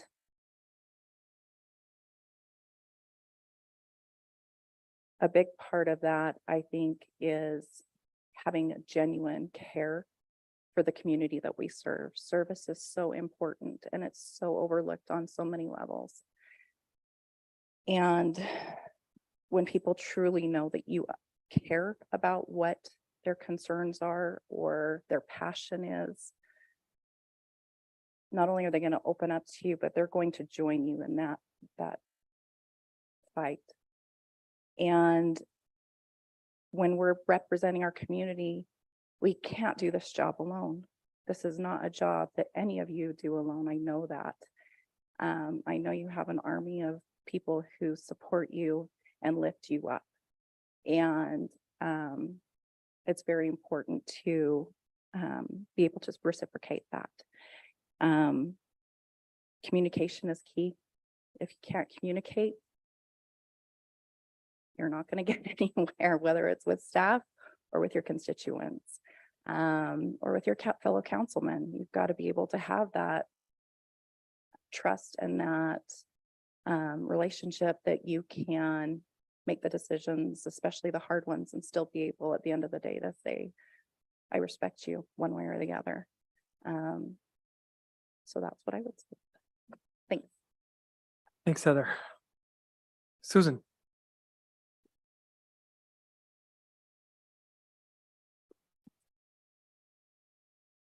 Thank you. I've already in the material provided my background in many years of planning, both in the county and with the city, being on the very first city planning commission. and actively involved in the process of becoming a city. At the time, I was the um, chairman of the Little Cottonwood Creek Community Council. And so we threw our support behind and worked on that. I was told many, many years ago, when all the talking's done, nothing's done. And I've tried to follow that by being a doer. I believe that when something needs to be done, you go to work, you get busy, and you get it done. I'm a doer. And I like to get things done, and I like to see things happen. As PTA president down at Hillcrest, I was started the very first senior all-night grad night because I was concerned about our seniors having a place to be on graduation night where they could be together in a safe environment. We had a committee of probably about 30, 40 people plus many, many volunteers that night, and it was a great event and continued for many years. I've served on the Butlerville committee. There again, the compliment I had was, you can see the forest for the trees. In other words, I'm able, I think, to keep in mind the big picture and not get lost in the little details. I'm a firm believer in the importance of listening to people and then doing what you can do to make them feel that their comments, their actions, their feelings are valued and respected and that they have a voice. Thank you. Thanks, Susan. Catherine.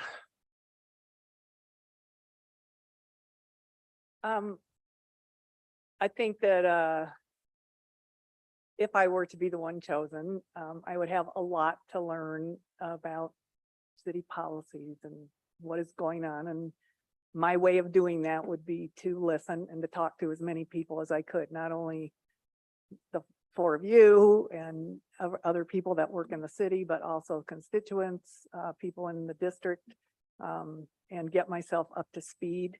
I've always been somebody who liked to surround myself with people who are smarter than I was and people that could step into my shoes.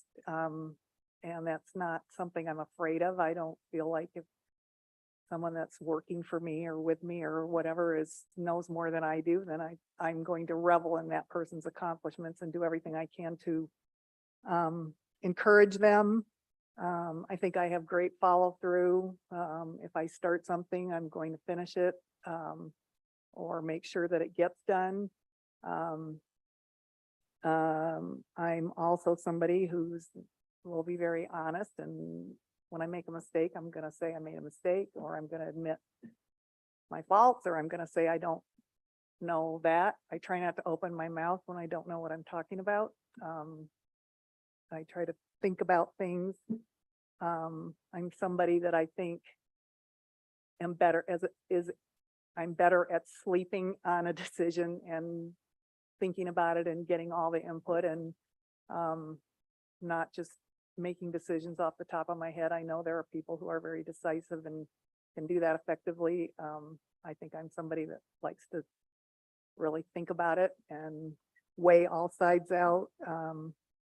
I've been a mother. I was an HR director for a large company. I've been a manager. I've worked with all kinds of people.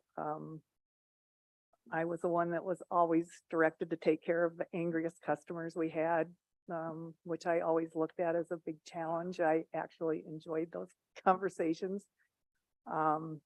People who claimed that they had foodborne illness when, they just knew that they did. And, I knew they didn't because of the timing or whatever it was, but you still have to listen and go through the whole process. And I would always feel very good if I could get off a call like that and was able to educate somebody about that.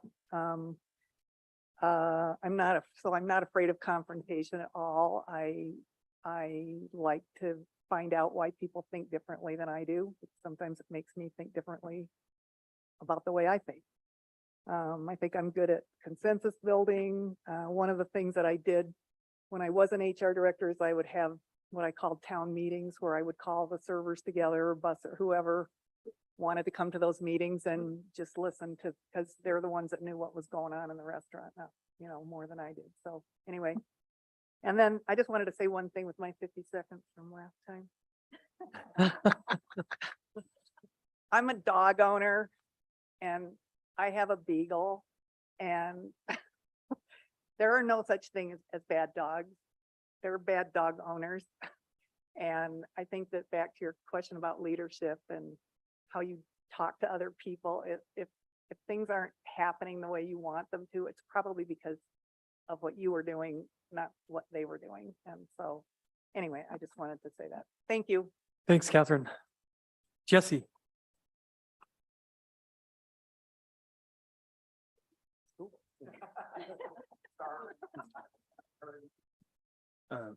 What knowledge or attributes will I bring to the city council if selected?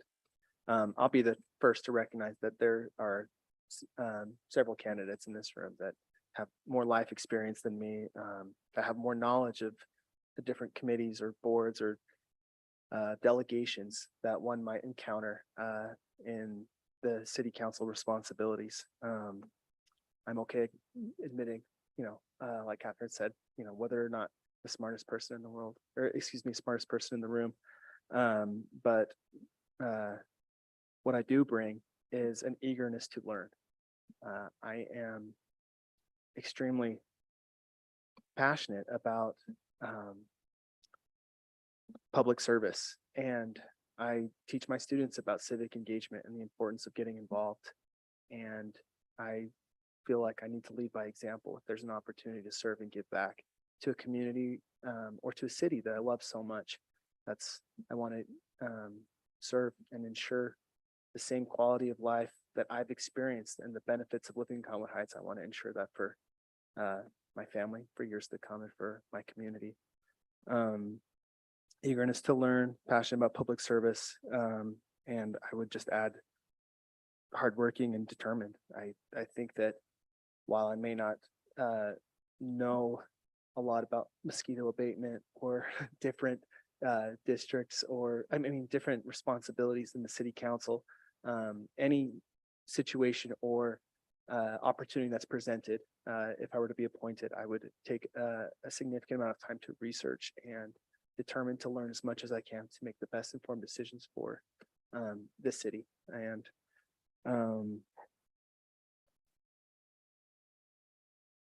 yeah, I just reiterate.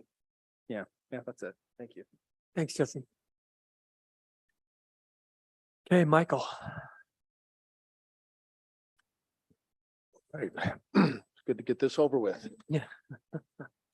The question about what attributes and knowledge I might bring to this, thank you, Councilmember Newell. Am I saying that right, Newell? Thank you. Just briefly, my professional background, I think, is worth noting. As I mentioned earlier, I am a psychiatrist. I served for years up at the university, where I was part of the executive committee in the Department of Psychiatry. I participated in the Quality Assurance Committee for the hospital. I was a member of the Ethics Committee for the Utah Psychiatric Association and had some interesting experiences there.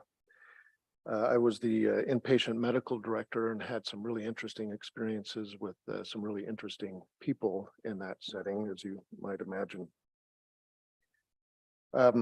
So those have been some administrative and leadership opportunities that I've had from my professional background. Probably more important is the opportunity that I've had over 30 years or so of practice of listening to all kinds of people from all kinds of different backgrounds, and learning that not everybody sees the world quite the same way that I might. I think my vision has been enhanced because of my many experiences with people from all over the world that have ended up finding their way to my office. My most recent job, I've been retired now for a couple of years, but my most recent job was working at the county jail. And our jail has such a wonderful collection of people from all over the world. I don't know if wonderful is maybe the right word necessarily, but I really did meet some interesting, good people in that setting. And I think that did increase my appreciation of all different types of people with all varying backgrounds. Other qualifications I have, I've been involved in the community, been involved as a precinct chair and county delegate and state delegate for various conventions and other things like that. More importantly to me, I am a father of 3 adult sons now, and I've got 8 beautiful grandchildren, and I want to see the world be a better place for each of them. And I think this has been a wonderful opportunity to be here tonight to share in this experience with all of these good candidates here. Thank you. Thanks, Michael. Matt.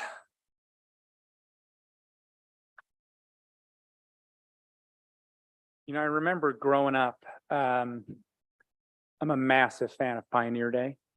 I think it's the greatest time, but there's a specific memory that really impacted me. I remember sitting on State Street there, and I remember seeing Councilman Randy Horiuchi in his little convertible car waving, and I obviously connected with him. It was a little abnormal. Go to the Pioneer Day parade, you could probably count the number of Asians you see on one hand. And I really connected with that experience. And I thought, you know what a cool thing that there's someone out there that can be that example to me. And it was pretty inspiring. When I went and got my first internship back in Washington, DC, it was super surprising. I got this letter in the mail, and it was the Horiuchi family that gave me a scholarship to help pay for some of my expenses. And they specifically set aside a fund to help other Asian American students to have some opportunity in civics. And I've looked back at my career. You know, I talked to my uncle that I mentioned earlier, who is an Uber driver and sells shoes out of his car. And he complains about the government a lot, but doesn't do anything about it. Probably votes half the time, if that. There's a strong disconnect between a lot of immigrants that come here and feeling like they are included and they're participating in their local government. They just don't see it as being worthwhile or that anyone would care to hear their opinion. And I was talking to state senator now, Karen Kwan, about, look, you're the only Asian American up at the legislature, and it's not about a quota. There's not a number out there that makes sense that you just need to fill just because of that. It was that, hey, we should really encourage some people from this community to be engaged and involved. And I thought to myself, well, heck, if I'm going to go do that and encourage other people, and if I'm not willing to do it myself, well, then what kind of a messenger am I? And I just feel very strongly about looking at our community. And when my mother immigrated here, the thing that really made it feel like home, it wasn't that it looked familiar, because it was completely opposite. There was no familiarity with the language. It was the neighbor that reached out and said, hey, welcome to the neighborhood. Here's a plate of cookies, or hey, could I help you with your walk? That community goes beyond anything we can discuss here, because most people don't even know what city government does. But making sure that every person in our community feels connected, that they're not left behind, that we're bridge builders, that we're taking all sides and coming to a common ground, that is more important than anything that I think we will do. Because if someone feels like they're not part of this community, shame on us. And that is the one thing that I think we can do for their mental health and well-being, is to show them love and compassion. Aside from that, I've explained other experience that I have, but I wanted to share that story with you. Thank you. Thanks, Matt. James.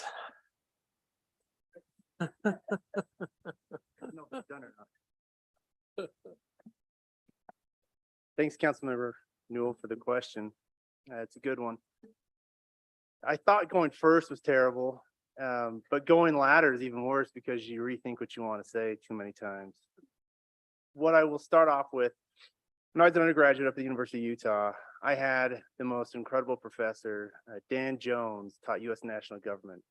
And you might know him from Dan Jones and Associates, passed away several years ago, but he would get emotional when he taught about the government and what we call the American experiment, which this is it on display tonight, that so many qualified individuals that want to step up and serve and then are going to hopefully lead from that moment. But at the end of that course, he challenged every one of us to get involved, to do something. I went, worked in the federal government for a little while. I came home and I ran unsuccessfully for the state legislature as a young 20 some odd year old. And then I had to make a promise to my wife, no more politics until the kids are grown up. Well, the application showed up a couple weeks ago. I snuck it in. She found out just a couple days ago that I did that. But I believe that ultimately that fire was lit within by Dan Jones to get involved, to do something, whether it's a volunteer at a school, whether it's a city council member, state legislator, but do something. Don't just stand idly by as your community passes by and then complain about it because you didn't do anything about it. In my line of work, I've already mentioned I get to work with a lot of different economies. I get to see in any given day a school district, then a law firm, a technology company, or a blue collar worker that's working 3 8-hour shift rotations. And over the last 16 years doing that, it's been very eye-opening to see the challenges that each individual faces. No two are the same. District 1, we're maybe a little more similar than the state of Utah, certainly, but everyone has something that's the most important to them. And for me, today, that is being a father for 4 kids and a husband to a wife that lives in Cottonwood Heights City, and wanting to see this city thrive, wanting to see this city continue to be the envy of, I believe, most of the valley because of what has been done by you, by your predecessors, all the way back to when this city was first incorporated. I think that hearing most everyone behind me speak, I'm pretty far down the totem pole for qualifications.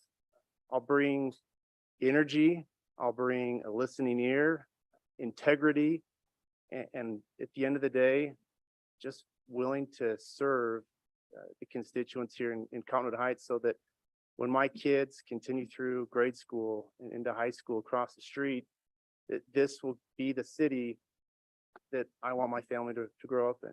So thanks. This has been a fun exercise tonight. I think you should do this once a week.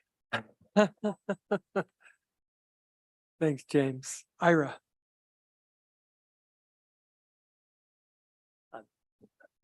I have experience. First, I'm a licensed professional electrical engineer in 6 states, and I have worked in that profession for several years. I'm retired now, but in doing that, it was it was very interesting because you had to, if they were industrial clients, and to build an industrial plant, then you have to do this, and this, and it's pretty straightforward. But to get it done with people and the other engineers that you're working with, you have to develop a relationship with them and respect them and solve these engineering problems. And you also have to work with the personnel and the area and the people situations there. And I've had that experience for several major industrial projects, some in Utah, most with what used to be Kennecott, because it still is Kennecott Copper. But I feel that the experience that I've gained there, both in understanding the electrical power requirements and how you solve that and get the power to the plant, to the industrial plant, plus working or understanding and working with the individuals of very different backgrounds than you. And that's what I think I can apply here on the situations at the city council. Thank you. Thanks, Ira. Hey, Jennifer. All right, y'all probably can tell I'm not from here by now, right? I'm from Tennessee. But to really get a picture of where I'm from, you should probably put your mind into a tributary of the Amazon, okay? It's lush. I was raised on a dirt road. I drank from a well that had so much iron in it that it like stained everything in the house. We had electricity that worked most of the time. People on my road, there were 10 homes. 3 of those homes, they had an outhouse. They did not have running water and they did not have electricity. So when I say I care about infrastructure, I really care about infrastructure.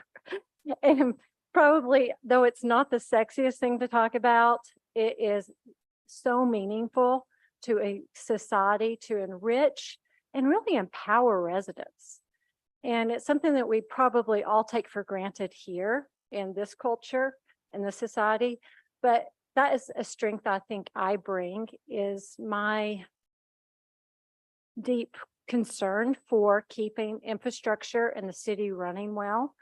And also not only sustaining the infrastructure we have, but looking at, hey, what do we need to do to continue to progress that keeps us moving forward, like with high-speed internet. Another thing that probably, it sounds like I was raised in maybe not the best place in the world. It was beautiful. And we had such a strong community. I absolutely appreciate the strength of a community and being connected. So connecting community is another thing that's, I think, vital to the health of a society. I think that when you know your neighbor, you respect your neighbor, you treat your neighbor well. I am really fired up about the bond that Cottonwood Heights has for the Hillside Plaza, and how I believe that is a real opportunity that you have taken as a council and mayor to connect our community and to move it forward and to make this an even better place to live. I am not from here, but I call Cottonwood Heights home. I've worked with the Cottonwood Heights Rec Center for 17 years, Snowbird. I know and love this community. I hope to die here after a really long life. Thank you so much. Thanks, Jennifer. Mark. Right. Thank you again for the chance to meet with all of you. First of all, I want to compliment the rest of the candidates, because when you're close to last, but not quite last, you realize that a lot of the traits you want to highlight in yourself are definitely present in your fellow candidates, and also some traits that you haven't thought of yet. That said, my approach to the city council would be to not just represent District 1, but bring to this council, this body, some perspectives that I hope would add complexity and sort of add nuance and more viewpoints to how we see things, particularly as somebody who is a relatively late arrival. I am from Nebraska originally, and unlike Jennifer, I would not say it's the best place in the world. I would say Cottonwood Heights is. And I think what we bring as newcomers is both sort of a new view of Cottonwood Heights and some of the strong suits. And that's not just to say that newcomers are great, because what I love about living here is my neighbors know the sprinkler system better than I did until about my second year in. They know what trees have been tried before in our yard and what trees have failed. And that's something that I helped carry on as well. As somebody who skis, bikes, and rock climbs when I can, I also realize that this is one of the absolute best communities for an outdoors person. And I want to make sure, as a council member, if I was selected, that we make sure we keep that. We both preserve it and preserve access and enhance access to the green spaces, trails, parks, rec centers that we have here as well. And a few traits that I think I would also bring to this comes from being a public educator at the university level. We have a very good public education system. I went to graduate school in New Orleans, and if you want a good education in New Orleans, you better pay for it. We don't have to do that here, and we need to make sure that we defend the strong schools that we have here in Cottonwood Heights. Also, sort of a character trait that I've developed is getting up and presenting ideas in front of complete strangers. I meet with 30 minimum to 100 new strangers every year, and I get up and I talk to them actually every single semester. And also, public education, rightly so, has been subject to a growing amount of accountability.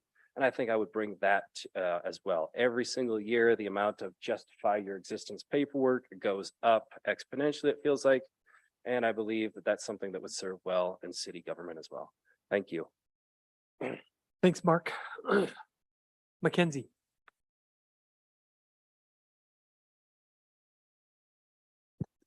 Perfect. Thank you so much. What knowledge or attributes would I bring to the city council? As I mentioned in my prior response, I'm a CPA. I've worked in the financial services sector for a number of years. I think a knowledge of budgeting, planning, fiscal responsibility, there's a million great things that we all want to do, but unfortunately, we have limited resources. How do you allocate those resources? How do you, budget for those resources, and how do you cooperate with other interested parties that may have different goals than you do? Those are all things that I've dealt with in my professional career. As a CPA, one of the big things that I did when I worked as an auditor was, risk mitigation, internal controls, and what kinds of processes and procedures do you have in place to be able to mitigate the risk and make sure that the company operates effectively. I think those are all attributes that can be brought into the city council as well, and in city government, is how do you mitigate risk and how do you make this the best city possible for our residents. Kind of personal attributes and soft skill attributes. I think optimism is a quality of mine. I tell and the employees who work for me that, we're accountants, we're not brain surgeons. There's nothing that we're going to screw up so horribly wrong that the world's going to end. I like to think that, applies to the city council as well, right? We're just human beings doing the best that we can. We're trying to make the city a better place. And I think that optimism is a valuable skill that I would bring to the council as well. Collaboration, collaborating with each of you, collaborating with the residents of the city. We're, like I said in a previous response, we're all in the same team. And I think lastly, service, right? It's a job, but it's serving, right? It's community service, it's public service, and keeping that in mind while serving on the council, I think is a valuable knowledge and mindset to have as well, is that we are truly here to serve. We are truly here to volunteer of our time and our knowledge and expertise to the city to make it better. And that is something that I would try and bring with me every day as a member of the city council. Thank you very much. Thanks, Mackenzie. Okay, Boyd, were you last round too? Yeah. What are the? And I still have his paper. And you got my paper? Okay, great. All right, so Councilman Burrell, Newell, thank you very much for the question about what knowledge or attributes could I bring to the council if I was selected? And first and foremost, I would say it's a love for Cottonwood Heights. So I was born and raised here, lived my first 20 years, went off to college and then went off to, back east but always came home many times and have long had a love. And I've watched, when we moved here in the 70s, Creek Road was the end of Highland Drive. And the rest of it was just wild fields where we'd ride our horses and bicycles. And it was very different than it is now. But I've seen it grown over the years. And of course, went to school here, graduated from Brighton High School. And since moving back 13 years ago with my family to Cottonwood Heights, I've seen 6 of my 9 children graduate from Brighton High School. And so they've all been involved in sports and various extracurricular activities there, and we love the school. I'm currently serving as the president and CEO of a small regional company that's a publishing house called Digital Legend Press that's based here in Cottonwood Heights. That's my full-time job, and I also on the side teach science at a private school here in the Valley called South Valley Leadership Academy. And that's been an interesting experience working with the middle school and high school age kids. I think you can relate to that, right, Coach? Anyway, the second thing that I think I bring to this job, if I was selected, is the concept of a town square. And I love this idea because I was able to experience it firsthand in these little New England towns, that one of them, which was named Honeoye Falls, which we were privileged to live in for a number of years and build a home there. True town square. They literally have a square with a church and a flagpole and a little town hall. And therein represents kind of the 3 essentials of life, your faith, family and country all come together in that town square. And I see here in Conwood Heights, not just a sprawling suburb of Salt Lake City. I really see the beginnings and actually a pretty well established sense of community here that you don't really find in some of the other suburbs. And so that's one thing that I would love to see that expanded and enhanced and grow over time. Also, while I was with Xerox Corporation, we conducted a comprehensive study on what creates brand loyalty. And we discovered the two key things, and it's the elimination of strangeness and the personalization of communications. And those two things could apply here, and it creates brand loyalty and a sense of belongingness. The last thing is the thing I just said. Don't want to go over my time. Thank you. Thank you, Boyd. Wow. Well, so I am gonna give the council just a minute and try to keep it to a minute if we can, just to give their impressions of the last 3.5 hours. So I know we're a little anxious to get home. Councilmember Bracken, would you start? Now I know what it's like to feel first. No, I have really appreciated the opportunity, the comments that have been given. They've been enlightening. I'm going to go home, get all this typed up, because I'm kind of a data nerd sometimes. I'm gonna, score each one of the things and kind of see where, doing everything individually comes up to what I have kind of a feel for. Hopefully I'll have time to get all that done before tomorrow. I expect that I will, but I do appreciate it. Serving on the council is something that I do enjoy. I love being involved in the community. I love knowing what's going on. I love communicating with people, and I never expected that I would be doing it as long as I am, but my personal situation, family situation has allowed that to happen. And so I look forward to whoever sits here tomorrow night.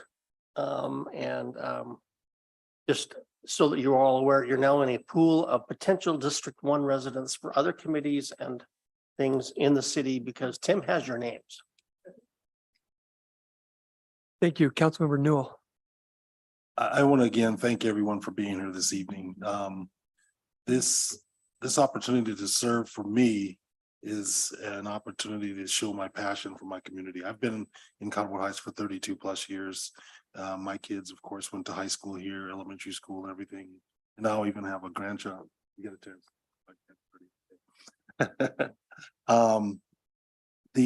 Just seeing the interest in this opportunity for me is phenomenal. A lot of different areas or municipalities in our state don't show the same passion, in my opinion, for the community. And it's critical that we have passionate individuals serving so that we can keep on the path that we're headed to as a community into making sure that our structures are built around what community members want, how we develop those structures, how we include each and every one of our citizens as we move forward in initiatives. This is real critical work. It's not always easy.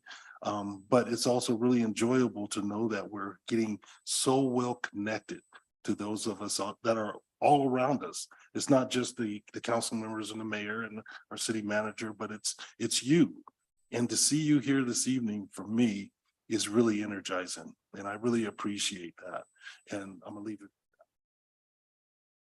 Thank you, Sean. Councilmember Burrell. Ask not what your country can do for you, but what you can do for your country.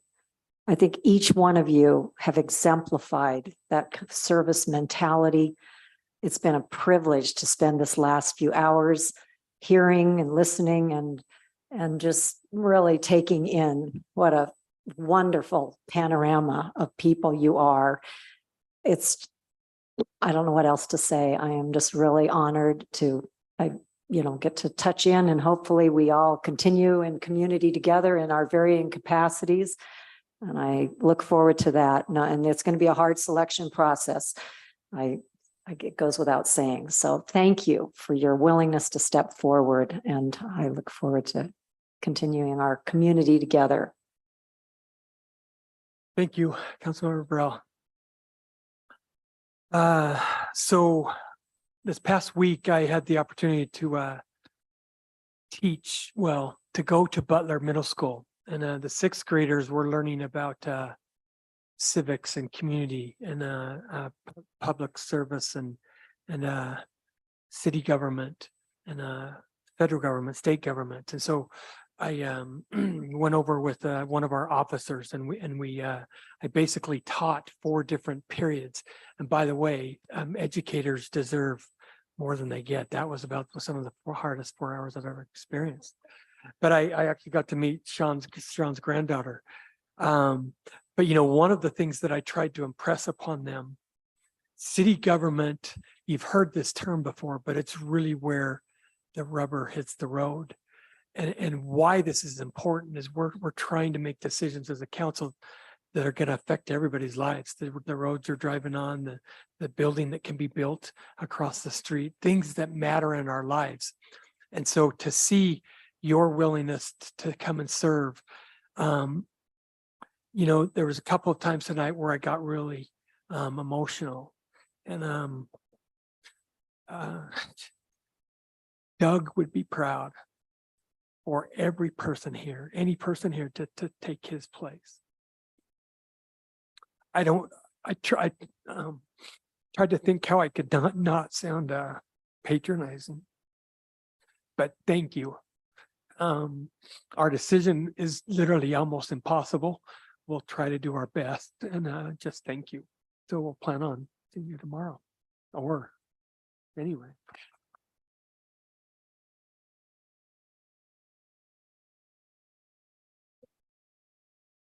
Oh, we're gonna just sit here. Oh, so at this point, I will accept a motion to adjourn. Move that we adjourn the work session. I'll second. All in favor, say aye. Aye. Thank you.